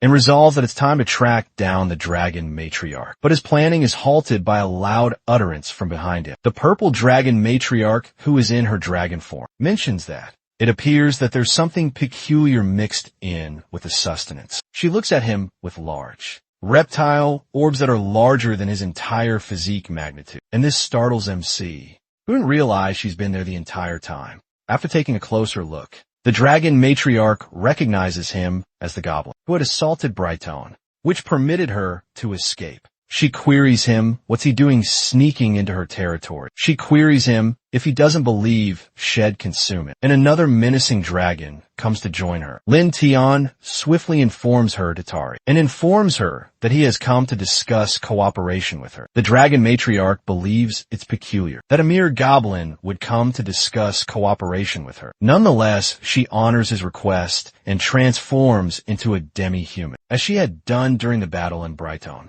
She informs him she's willing to assist him because he had assisted her in her last battle, and transforms into a large demi-human that towers over him. The dragon matriarch informs him she hopes he can satisfy her, so she doesn't have to consume him. Lin Tian informs her he knows that. She seeks retribution against the sword Saintess, so he suggests that they join forces. And he informs her she can consider it a favor for also assisting him escape during the incursion in the last battle. His utterances shock the purple dragon matriarch, who wonders the kind of audacity such a lowly creature can possess to target the sword saints, and confesses that he has piqued her interest a little bit. She queries him how he plans to bring down the wretch known as the sword Saintess. Our fellow just informs her he requires one simple thing from her, which is to occasionally dispatch her dragon soldiers to harass Bright Town. The dragon matriarch wonders what role mere goblins are going to play in the stratagem. Perceiving that the sword Saintess is much mightier, she queries him what his stratagem is,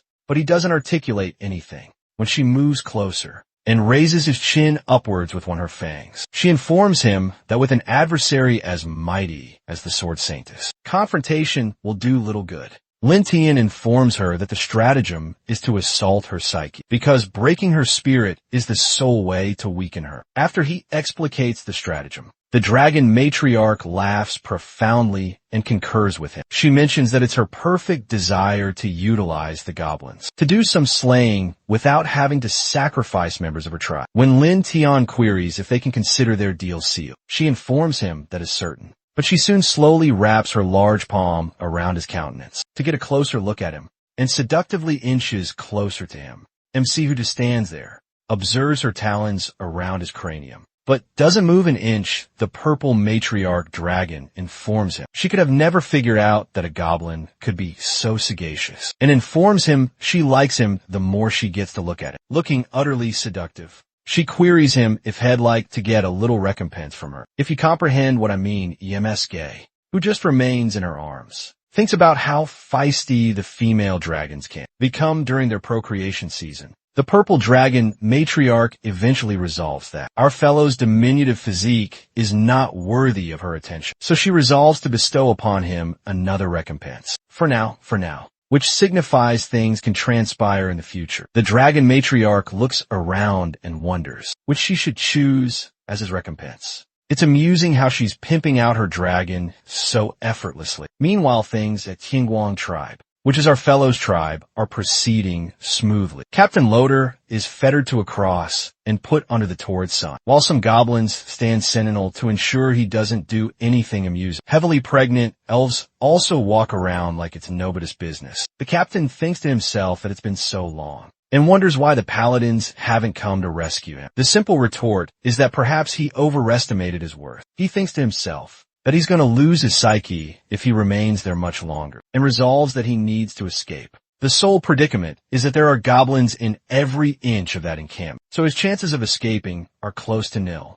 The captain possesses a great notion, and concludes that he can escape if he gets to higher ground, since goblins are quite short. His thinking is soon interrupted by the presence of the dragon, who flies towards the tribe. The captain abruptly commences to vociferate that a wyvern, which is another name for these types of dragons, is around. He implores them to release him, because he's not prepared to be incinerated by dragon conflagration. Unfortunate fellow probably desires to marry and have progeny first. While the captain vociferates, the goblins just ignore him and alert themselves, so they can be on sentinel. The second generation soon takes formation to contend against the dragon, wondering why it has come to their tribe. While they all look, they realize that someone happens to be on the dragon. The dragon soon lands. As the entire tribe observe intently to perceive what will happen, the person on the dragon comes down, and it turns out to be the chieftain, who gladly announces that he's back. The crimson dragon that he came with just stands next to him, observing the populace of the tribe.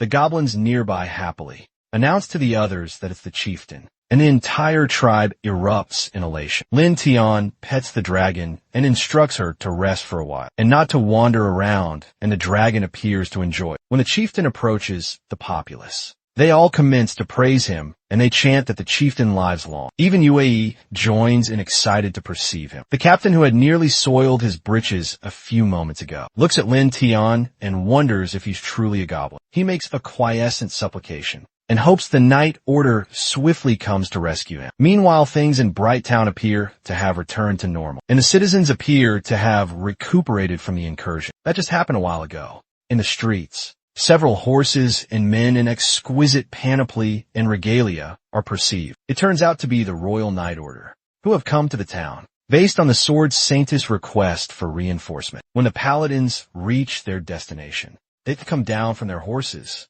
to make obeisance to the Sword Saintess. She instructs them to get up, because time is running out and there is no necessity for formalities. She urges them to swiftly prepare the rescue stratagem, so they can rescue their men from the goblins. At the Qingguang tribe, Lin Tian runs the Goblin Life simulator system to perceive how things will go from here onwards. The system declares the current plot, which is creating the third generation of goblins through artificial insemination from the Bloodfang leader. The system displays that by ambushing Bright Town to apprehend the humans, and by ambushing the Bloodfang tribe, he has achieved remarkable outcomes. He has LED Goblin UA and a Freya to continue to grind levels in the Enchanted Forest to counter the Sword Saintess and the human royal family. The system forecasts that in a month's duration, Goblin UA will possess a level of 60. He will possess a level of 50. And Freya will possess a level of 45. Perceiving that he will attain a level of only 50, his might will still be insufficient.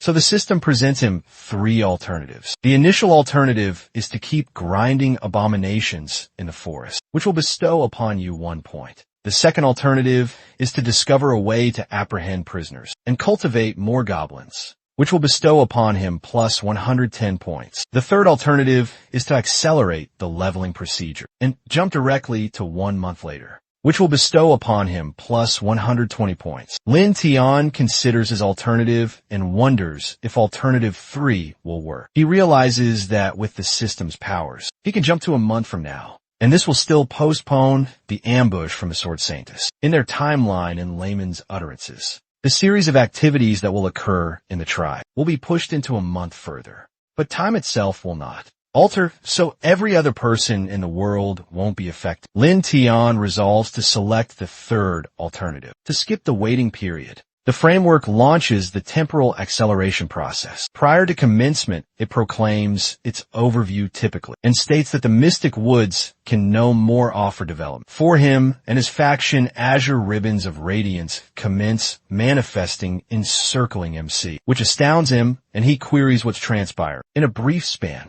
that mechanism announces that the existence simulation is concluded, and the temporal advancement is currently 1 month. Our protagonist is stunned by how all events unfolded, and is amazed to discover they have progressed onward 1 month. In life advancement, he discovers himself upon a couch, and queries if this is how it registers to leap time, since his physique appears to be responding unusually to it. The framework felicitates him for attaining level 50. This milestone confers him vitality units of 850, a might of 170. A resilience of 300 and an aggregate might of 1,000. Lin Tian observes that his characteristics have surged quite substantially, but his aggregate might hasn't shifted all that significantly. While he contemplates why this might have occurred, he perceives a commotion outside as individuals summon him. Goblin UA promptly unseals the portal to inform him that something amiss has transpired, because numerous of the infant goblins are delivered lifeless. Externally, Lin Tian and UA discover multiple elven females appearing to spawn as they gaze downward upon their inert goblin offspring. The females query how matters went awry,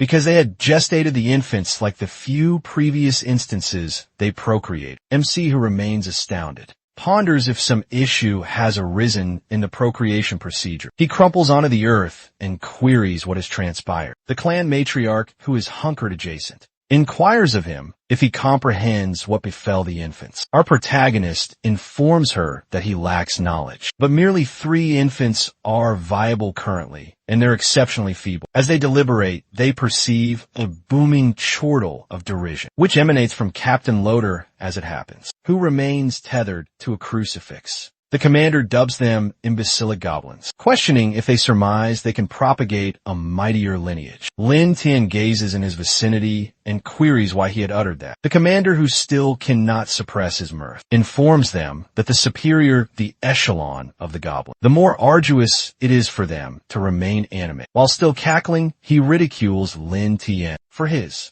notion of presuming that he can dominate the globe via procreation. Branding him a simpleton, Lin Tian merely observes him impassively, while Berserker positions himself nearby, anticipating he would receive an occasion to pulverize the captain's cranium. With his cudgel, Lin Tian expresses gratitude to the commander for the intelligence, and informs him he'll discover a method to value him. The chieftain instructs Berserker, who is positioned adjacent, that henceforth the commander is his possession. He cautions him not to terminate him whilst they're diverted, and Berserker, who is delighted to learn the tidings, thanks the chieftain for his novel amusement. The commander, who still possesses a boisterous orifice, bellows at Meek, informing him he's merciless and he won't grant him clemency, even if he transforms into a specter.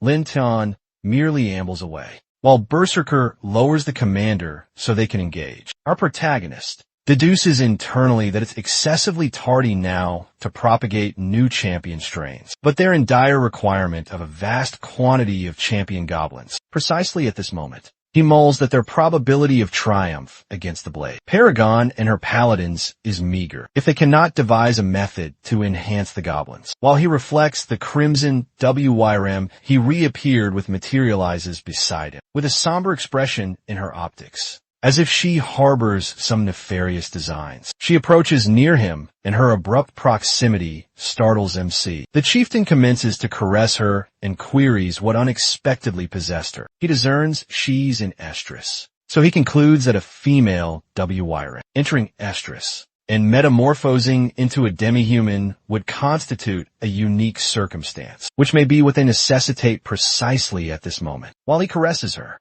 the crimson WYRM commences to transmute into a stunning demi-human. She transmutes into a gorgeous crimson-haired demi-human and flushes as she directs her gaze upon him. Lin Tian discerns that this is an exceptional instance and queries if this is the precise rationale the WYRM matriarch dispatched her to escort him. When she nears him, our protagonist chuckles, and perspiration begins to materialize on his visage, as he appears to be the quarry in this pursuit. She swiftly pounces upon him, and he topples onto his dorsum, affording her a superior position. She proceeds to mount atop him, and they commence their endeavor. After she concludes, the framework display materializes, and the framework felicitates our protagonist for unsealing a novel milestone and achieving advancement. His new attributes are an HP of 15, a might of 520, and a resilience of 12. After Lin Tian extricates himself liberated from her clutches, he queries how a single WYRM can be so spirited and untamed. Nevertheless, he is gratified that he has metamorphosed, and he discerns that he has metamorphosed into the champion echelon. He recollects that the crimson WYRM had imparted to him that she could, as readily have provided him some ichor to assist his metamorphosis. But she selected this avenue because it was more amusing. While he contemplates it entirely,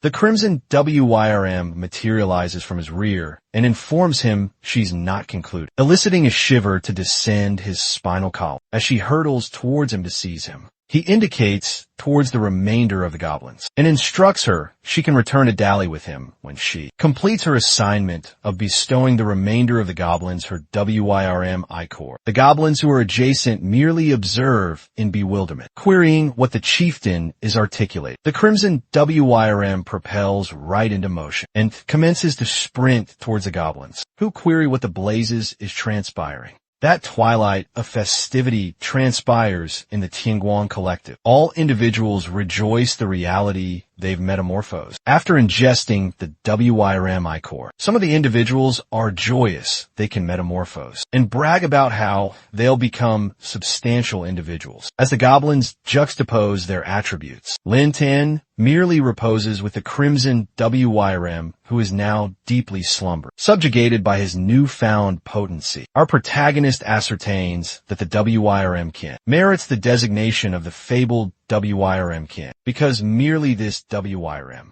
has permitted all secondary generation goblins to metamorphose into the champion echelon after all the jubilation. Lin Tian discerns that his aggregate might is somewhat deficient, so he resolves to procure accoutrements to augment his prospects. He instructs the framework to unseal the Emporium, so he can barter his merit units for superior accoutrements, because he discerns he requires some eminence to distinguish him as the vanguard of the champion echelon. When a framework displays unseal, it reveals that he possesses 180 units. So our protagonist resolves to seek the paramount armament. He can barter with these units. The initial armament he discovers is an elemental arbalest, which propels extended range, imbibes all four quintessences, and propels elemental projectiles crafted from all four quintessences. He deems it splendid and inspects the subsequent item, which is an aptitude that enables the wielder to intercept an armament with their naked palms, thrice which retails for 80 units. Lin Tian resolves to acquire the arbalest in this astounding aptitude, because it can prove advantageous in the confrontation against the Blade Paragon, and will most assuredly safeguard his existence. He swiftly barters his merit units and finalizes his procurement. He promptly obtains the aptitude and the armament, which he deems a marvel,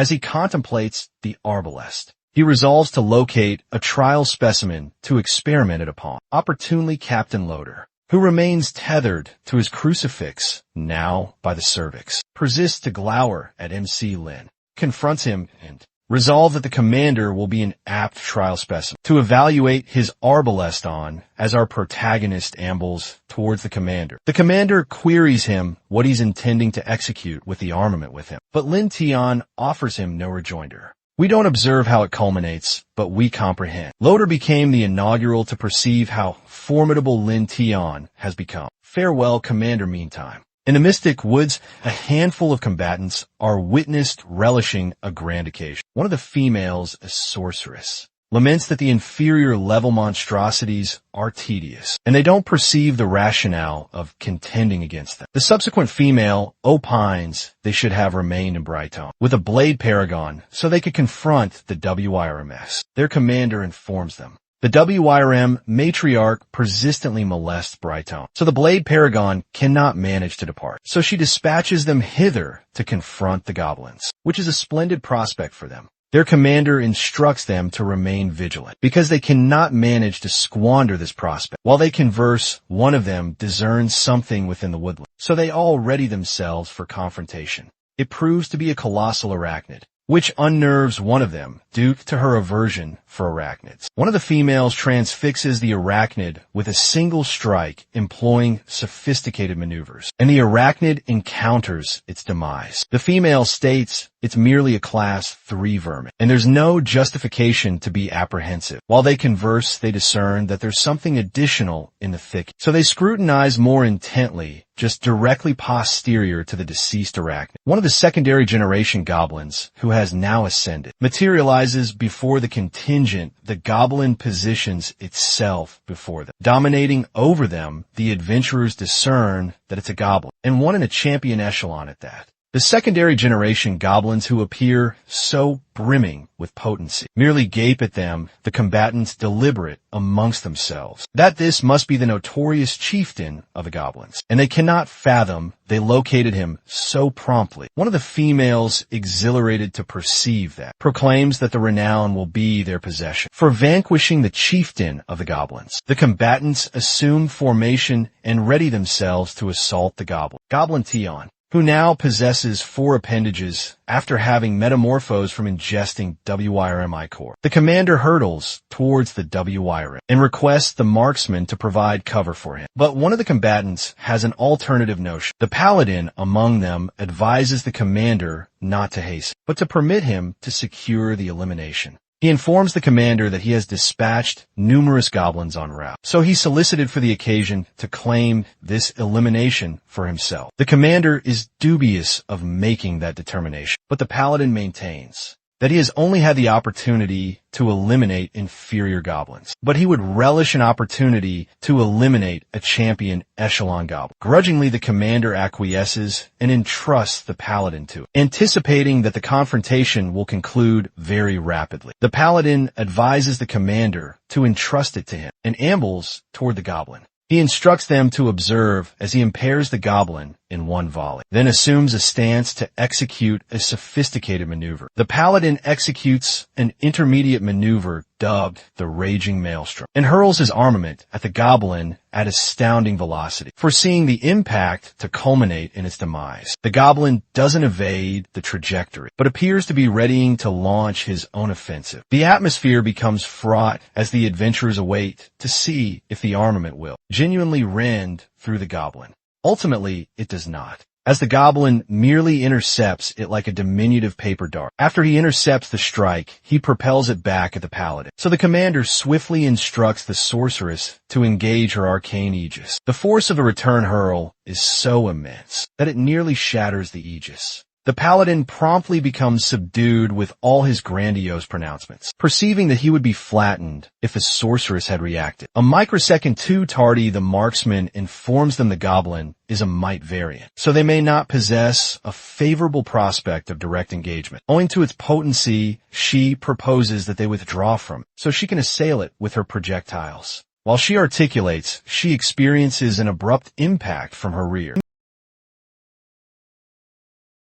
excessively tardy that a goblin cutthroat lurks posterior to her and has thrust his appendage into her abdomen. She endeavors to proclaim the arrival of the adversary as she commences to hemorrhage vital fluid. The remaining squad affiliates promptly discern the cutthroat, but the commander, who grievously comprehends that they are ensnared, instructs them not to disrupt the arrangement. The paladin pivots rearward to confront the barrage that is approaching from the rear, while the commander and sorceress concentrate on the goblin before them, while the combatants attempt to readjust their configuration and shield themselves. The sorceress notifies the commander of the existence of a greater predicament. The commander is flabbergasted as he swivels around and discovers multitudes of goblins behind them, and they're all within the champion echelon. The commander swiftly discerns that they're doomed. After the goblins vanquish them, the four-limbed goblin proclaims that the males they apprehended are theirs. He seizes one of the female combatants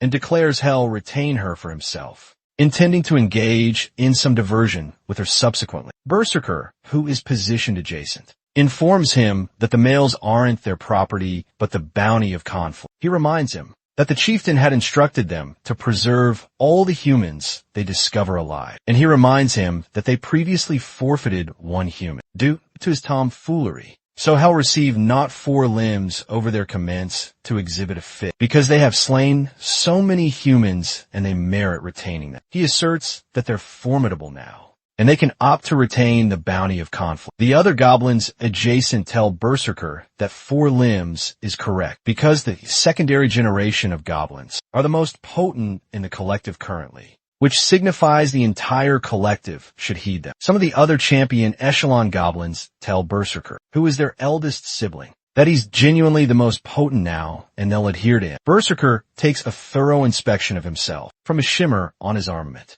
and commences to contemplate profoundly. He promptly dismisses his reflections and instructs them to transport the spoils homeward initially. When they arrive at the collective, the goblins are thrilled to learn that the champion echelon goblins have reappeared, particularly with quite a number of humans and abundant spoils. They commence to intone Goblin Tien's appellation. Meantime, the elf clan matriarch queries Lin Tien if he's positive he can still manage them, but he offers no reply when the champion echelon goblins enter the collective. Goblin Tien clutches onto the commander they apprehended and states he'll devour him because he's his spoils. Lin Tien merely approaches Tien to relinquish the commander, because the male possesses the intelligence that he necessitates. Four Limbs becomes incensed at the declaration. He declines to relinquish the male and instructs Lin Tien to provide him some of his females. In barter for the male UAE, and the clan matriarch, who is positioned adjacent, are perturbed by Tien's pronouncements, and they discern a dominant struggle is about to transpire. Our protagonists ask Goblin Tien if he comprehends what he's articulated. Since he's their chieftain, Four Limbs informs him that's not factual, because they've resolved that Berserker is their new chieftain, and they're intending to adhere to him. Berserker, who is discomfited to have been placed in this delicate predicament, just remains there mutely. Lin Tien felicitates Berserker and informs him he now comprehends he's the instigator behind all of this. Our protagonists instruct Berserker to eliminate Goblin Tien as a demonstration of his fealty, and he'll absolve him. Forlim commences to ridicule him, informing him that Berserker won't heed him because he's their new superior. As he persists to ridicule the superior, he senses an appendage envelop his cranium. He persists to menace Lin Tien that they'll eliminate him this day and govern the collective themselves. The clan matriarch and Lin Tien observe attentively to see what will transpire. In the blink of an optic, Berserker clenches his palm and pulverizes Tien's cranium under the duress of his grasp. Berserker deposits Tien's inert physique before Lin Tien and his females, leaving the other goblins in stupefaction because he had eliminated a sibling. Berserker elucidates to Lin Tien that after ascending, he's come to apprehend numerous matters. He informs him that unlike the other conceited simpletons in the champion echelon. He reveres him. Berserker addresses him progenitor and informs him that he became chieftain by vanquishing the preceding chieftain. This instance, Berserker indicates that head wish to endeavor. Berserker's attributes reveal that he's a level 50 with a vitality of 1,000, a might of 340, a resilience of 240, and an aggregate might of 12. Lin Tian exhibits a cunning smirk and reflects internally that this youngster has resolved to contest it. Because he now possesses an aggregate might of 12, he informs him that he's gratified to witness him develop. As he articulates, his physique commences to radiate conflagration as he accesses the unplumbed potency of his new champion echelon. To be certain, our protagonist queries Berserker if he's genuinely certain he wishes to contest it. This instance, his entire physique is enveloped by conflagration as Berserker and the superior confront each other in a stalemate. Some of the champion echelon who had arrived from the conflict acclaim Berserker, instructing him to eliminate Lin Tian and demonstrate who's superior. They append that he needs to eliminate him and confiscate all the females. Lin Tian merely chortles and informs them head wish to validate something. Again, he promptly cultivates conflagration in his appendages, employing mystical energies. He instructs the champion echelon goblins who still desire to adhere to him to position themselves behind him, and he informs them every other individual will be eliminated. Meantime, the commander of the adventurers is astounded to learn that the chieftain of the champion echelon goblins is such an unassuming appearing individual. He reflects internally that they're quite fortunate to be apprehended when the collective has internal dominance struggles, which will afford them a superb opportunity to abscond. The commander opines that even though Lin Tian can employ energies, the potency disparity between him and Berserker is too substantial. The commander resolves to await until Lin Tian is eliminated so they can discover a favorable opportunity to abscond. After numerous of the champion echelon goblins assemble behind our protagonist, he jests that it appears that he's the superior chieftain because merely a handful of the champion echelon stand beside Berserker. Berserker bluntly informs him he's not pursuing amassing any sort of allegiance, but his sole aspiration is to chase potency. As he makes the declaration, Berserker extends his armament to engage directly in confrontation. Berserker delivers multiple strikes against the superior, but he swiftly evades them. The commander, who is tethered to the earth, functions as a narrator and discerns that Berserker appears to possess more potency, but the superior is exceptionally swift. After Lin Tian evades all the assaults, he informs Berserker that he's adept with his blade, but he abruptly produces his arbalest and propels it at him, still exhibiting that cunning smirk on his visage. The elemental projectile soars straight onward with precipitous velocity and heads for Berserker, who cogitates rapidly, deduces that this is an armament he has never encountered previously, owing to the velocity of the projectile. He swiftly deduces that he cannot evade, and his paramount prospect is to withstand. Berserker promptly shields himself with his armament and charges through the assault.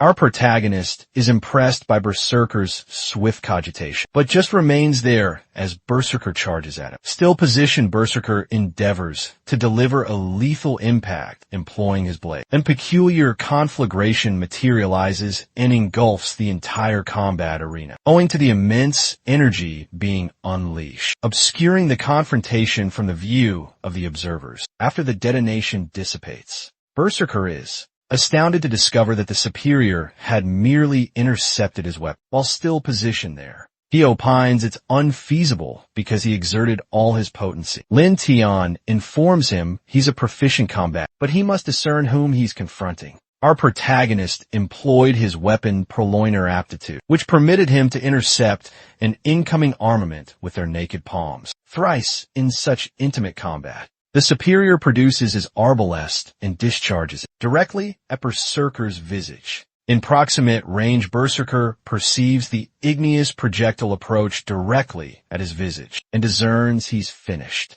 After the projectile delivers a lethal impact, some of Berserker's ichor is splattered ubiquitously. Lin Tian queries him if head wished to persist, but Berserker, who had forfeited both his optics owing to the impact of the projectile's declines, embracing the capital consequence. The superior merely observes him querying where he assimilated all this, discerns his obstinacy meantime, The other champion echelon goblins who mutinied swiftly descend to their knees and commence to implore the superior, avowing that they'll never repeat it. They avow that they'll become devoted and adhere to him perpetually. Lin, who just glowers at them, deduces that they're a congregation of irresolute refuse. Abruptly, Berserker is mended of his injuries and his optics regenerate. The superior instructs him to ascend, and he complies. It transpires that the superior had requested Freya to employ her mysticism to counteract the detrimental consequence of the projectile, and to mend him the superior informs him that he's valiant and pledges not to eliminate him as long as he remains devoted to him. Berserker is astounded at the alteration of circumstances, so he queries if the superior truly intended what he articulated. Lin Tian informs him that he does, but he cannot absolve the other champion echelon goblins, who are irresolute refuse, so he instructs Berserker to eliminate them all. The champion echelon goblins who mutinied agape their maws and wide when they perceive the superior's judgments, discerning that they're doomed. Berserker expresses gratitude to the superior for preserving his existence, and vows to adhere to the superior perpetually, owing to this gesture of benevolence. He gazes at the mutinous champion echelon goblins with a fiendish expression on his visage, and informs the superior to entrust them to him. The mutinous goblins just remain there startled, anticipating their ruination, since they comprehend they're no equivalent for Berserker's potency. As Berserker approaches them, they cringe in trepidation and implore him to preserve them. But he doesn't heed their entreaty at all. After dismembering them limb from limb, Berserker abandons their physiques directly before the entire settlement. The superior commands his other, inferior echelon goblin progeny to feast upon the champion echelon goblins, because ITLL render them more formidable. The goblins who don't dally whenever they perceive talk of flesh hurtle to the carcasses of the other goblins and commence to have their fill. Some of the other goblins acclaim the superior and vow to adhere to him for the remainder of their existences. Meantime, the new commander, who is tethered proximate to where Loader is suspended, queries him what sort of dreadful monstrosity he has managed to incite. The commander of the adventurers informs him that this is not a mere transmuted goblins, but a monstrosity that will convulse the dominion. Lin Tian promptly ambles toward Loader and offers apologies for causing him to miss the spectacle that they just performed. He also informs him he didn't surmise that Loader anticipated these worthless combatants to rescue him. Lin Tian merely cackles and informs him he's so credulous. Loader retorts that it's the culpability of the Blade Paragon, because all she executes is conceal herself in the township. Dubbing her the bee epithet, Loader, who appears like he's forfeiting his sanity, commences to cackle uncontrollably superior level, and he vociferates out that they're all refuse. The new commander informs Lin Tian not to be so disdainful, because the Blade Paragon is intending to arrive hither after she addresses with all the WIRMS and will obliterate the entire collective. Lin Tian merely cackles and queries the commander if he opines the WIRMS are operating on their own volition. He expresses gratitude to him for the intelligence, because that informs him that the matriarch of the Violet WIRM is faring well on her extremity. The commander discerns that Lin Tian possesses some knowledge regarding the WIRM assaults, so he lauds him for deluding the Blade Paragon and the entire Regal Legion. He informs the superior that he can eliminate him, but he won't grant him the occasion to affront him. The commander informs him that he'd prefer to perish than confront the same plight. Loader is confronting, so he requests Lin Tian to be expeditious about it. Our youngster, who heeds his tirade, just observes with letdown. Eventually, Lin Tian informs him he'll grant him his aspirations, so he spills his ichor meantime in the Blade Paragon's chamber. She is abruptly roused by one of her nocturnal sentinels, who persists calling her appellations. She queries him why he's so agitated, when they had just triumphantly repelled the WIRMS. When he demurs to respond, she queries him if the paladins she dispatched to the Mystic Woods are returned, to which the male informs her they are. He informs her they're returned, but merely one individual made it back animate. This information leaves the noble woman utterly confounded. Apprehension escalates as the dreadful tidings of the demise of the paladin contingent reaches Brightone and gets to the Blade Paragon. She proceeds externally to observe the maimed paladin who had arrived unaccompanied, and the priestesses inform her that he's too grievously maimed, and restorative elixirs won't function on him any longer. The Blade Paragon gazes at him with a scowl on her visage, and queries him how he's so grievously maimed, inquiring where the other paladins are.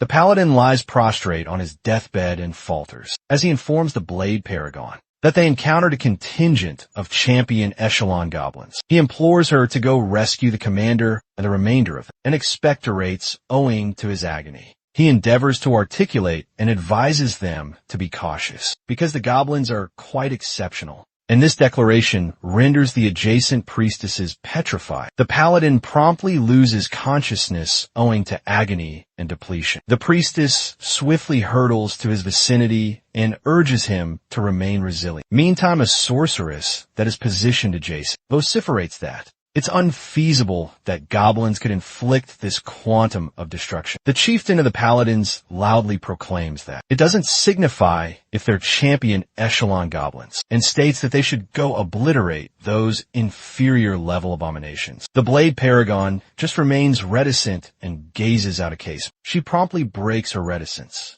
and instructs the others to defer on their stratagems. She elucidates that the WIRMS are assaulting more and more commonly, and if they depart, they can assault more readily. She also elucidates that they could readily get ensnared by the goblins, and admits that she cannot vanquish them unaccompanied with scant personnel. She instructs the chieftain of the paladins to communicate with the regal dynasty to dispatch additional reinforcement to Brighttown. She informs him that when the moment arrives, shall butcher the goblins and the violet, or it WIRM with her own appendages. The paladin chieftain queries her what actions they'll undertake regarding the affiliates of the Silverblade Squad who are yet within the goblins' confinement. And the sorcerer queries him if he opines they possess any prospect of endurance. Abruptly, an individual known as Kazimov, the commander of the Reaper Knights contingent, intrudes upon their deliberation and informs the Master Blade Paragon that there's no requirement to retrieve them.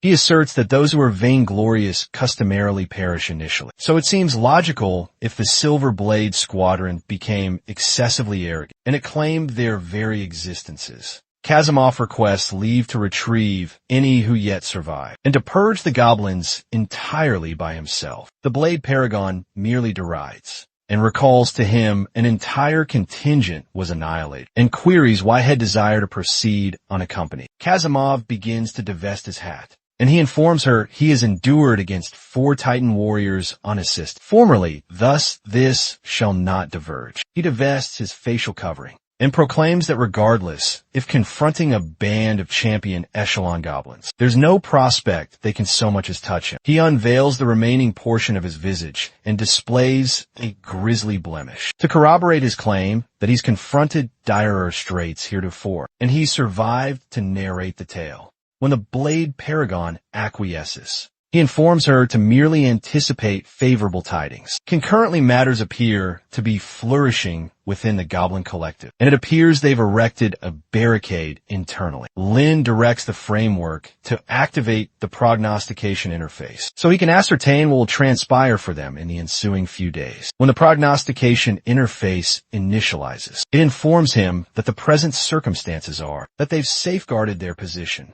From a human lineage, the framework states, he triumphantly guided the goblins and WIRMS to triumph and established a champion echelon collective. He has eradicated disloyal adherents and solidified his dominion, and thus accordingly, he has accrued heightened esteem from either goblins and WIRMS. The framework ultimately reveals that nonetheless, by decree of the Blade Paragon, Tess Kasimov, alternatively identified as the Grim Reaper, surreptitiously entered the collective and slain numerous of his kin, albeit he triumphantly subdued him. The collective incurs grievous detriments. Lin is astonished that Kasimov will venture to retaliate. As a lone combatant, he queries how credulous he could be, and furthermore queries how a solitary individual can succeed in wreaking such extensive harm upon the collective. The framework exhibits the 3 alternatives available and informs him his initial alternative is to relocate to evade the onslaught, which yields him 0 merit. The subsequent is to ensnare Kazimov, which awards him an additional 110 merit. The final alternative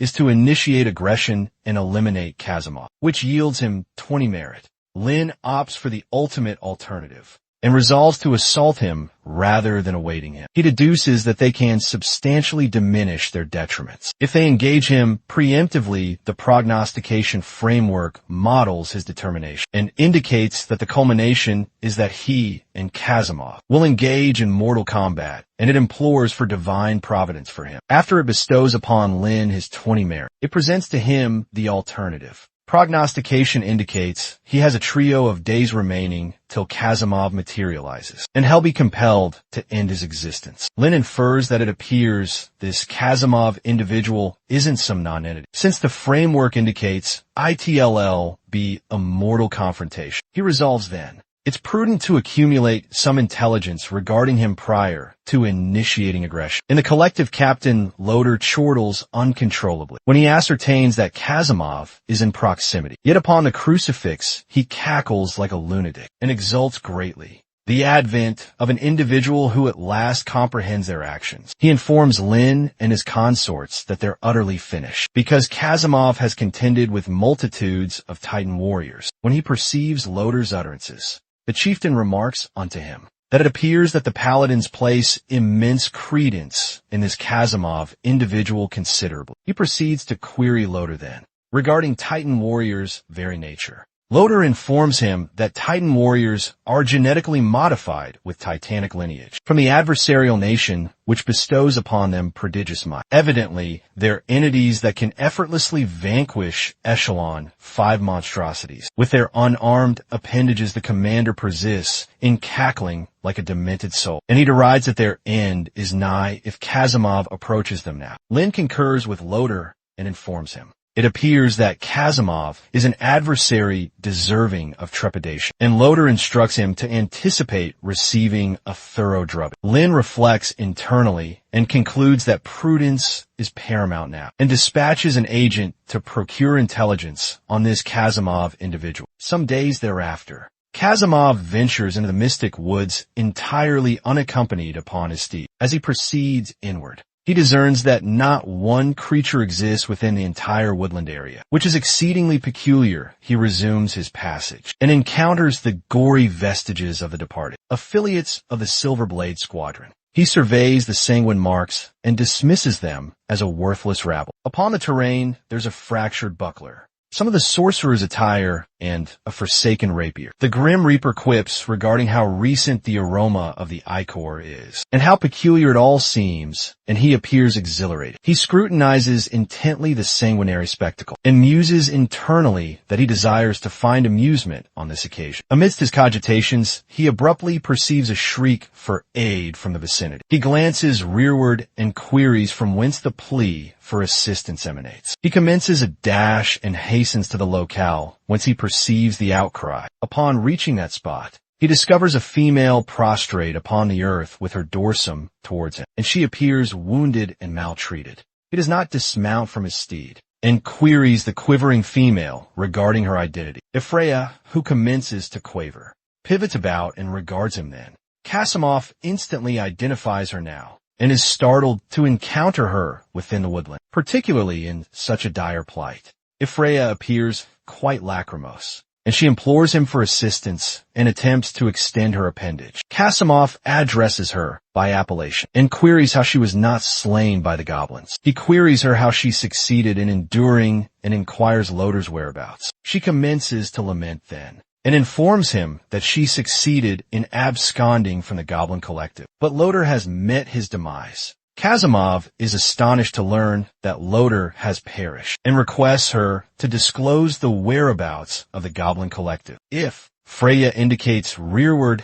and informs him the collective lies that way now, and cautions him they're exceedingly fearsome. He merely derisively queries her if it is indeed thus, when she endeavors to caution him that they are formidable. What a vainglorious fellow, he instantly propels his steed into a gallop to annihilate the Goblin Collective. Completely unaccompanied meantime, He abandons Freya, and she vociferates towards him, imploring him to convey her to sanctuary. He does not even glance rearward and instructs her to return unassisted. He admonishes her not to impede him because he possesses affairs to conduct as he proceeds along his path to the purported Goblin Collective. As Kazimov hastens along the trail, it is revealed he possesses a designation known as the Solo Knight. His designation aptitude permits him to obtain a 30% quintessential augmentation. When operating unaccompanied, his designation furthermore permits him to acquire a 20% quintessential enhancement for each adversary he vanquishes. Ultimately, there is no restriction to the cumulative influence until the cessation of any conflict he's engaged within. Kazimov maintains his gaze upon the objective and muses internally that, since Loder's demise, it's fortuitous tidings for him, since no impediment prevents him from employing his lone paladin aptitude. He infers that if he initiates aggression against the Goblin Collective first and accumulates his augmentation thus,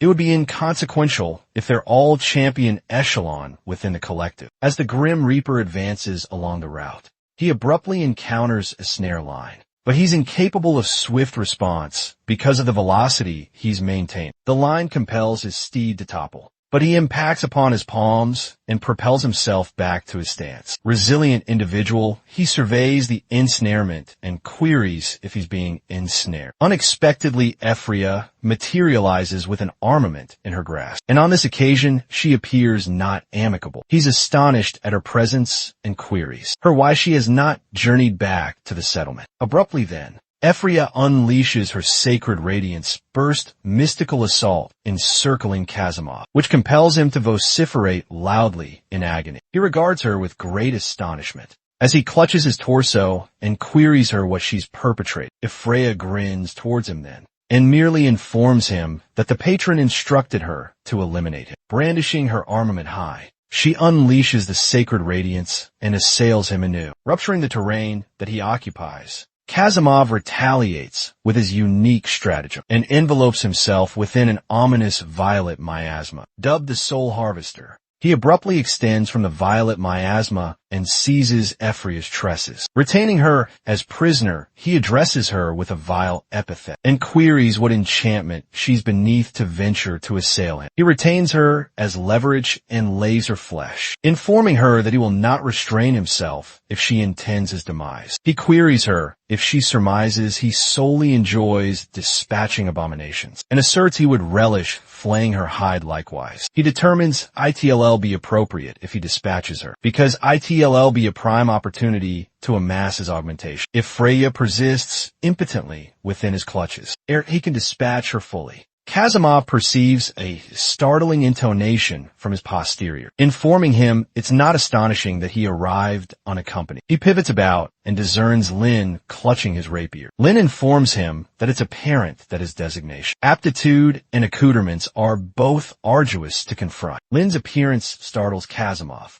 but Freya just grins from sheer elation. The chieftain inspects the armament and ascertains its designation is the Black Steel Sword, with an aptitude of mortality harvesting, which possesses elevated strike velocity, and the area of influence augments critical impact by 90%. He remarks that it's fortuitous he approached him initially, because it would have incurred substantial detriments to permit his ensnarement of them, and amass his augmentation too. Kazimov is astonished to observe him clutching his armament, and queries internally how such a subordinate goblin promptly purloined his armament. He relaxes his vigilance, and Ephria hastens to join Lin. Addressing him, patron Kazimov reviles her harshly, and queries if she ventures to debase herself to goblins as chattel for existence. The chieftain queries him what its pertinence to him, since Ephria is a devoted companion. Ephria genuflects beside him, and he caresses her crown, which she appears to relish. Lin states that Ephria is a faithful follower, but he conversely, however, now is a letdown because he surmised he was formidable. He proclaims then, it is revealed that he's merely a deviant who solely relishes in assassination. Kazimov informs him now he is oblivious how he succeeded in procuring intelligence regarding him, and denominates him a subordinate goblin. He readies for an onslaught, and informs him that despite lacking his armament or augmentation aptitude, he will nonetheless dispatch him to perdition. As Kazimov charges at Lin with a stiletto he concealed throughout, the chieftain remains utterly immobile, and Ephria is positioned posteriorly as the Grim Reaper draws near. He halts abruptly when he discerns they're not unaccompanied, but they've arrived accompanied by a contingent of champion goblins and a WYRM. They assuredly ensnared him, employing their noiseless tread aptitude. While he was unobservant, a menacing smirk materializes upon Lin's visage, and he informs him head desire to witness who reaches perdition initially. The WYRM unleashes a torrent of conflagration upon Kazimov, incinerating him instantaneously, a hazy depiction of Kazimov, who is vociferating loudly from agony, is discernible amidst the inferno and at present.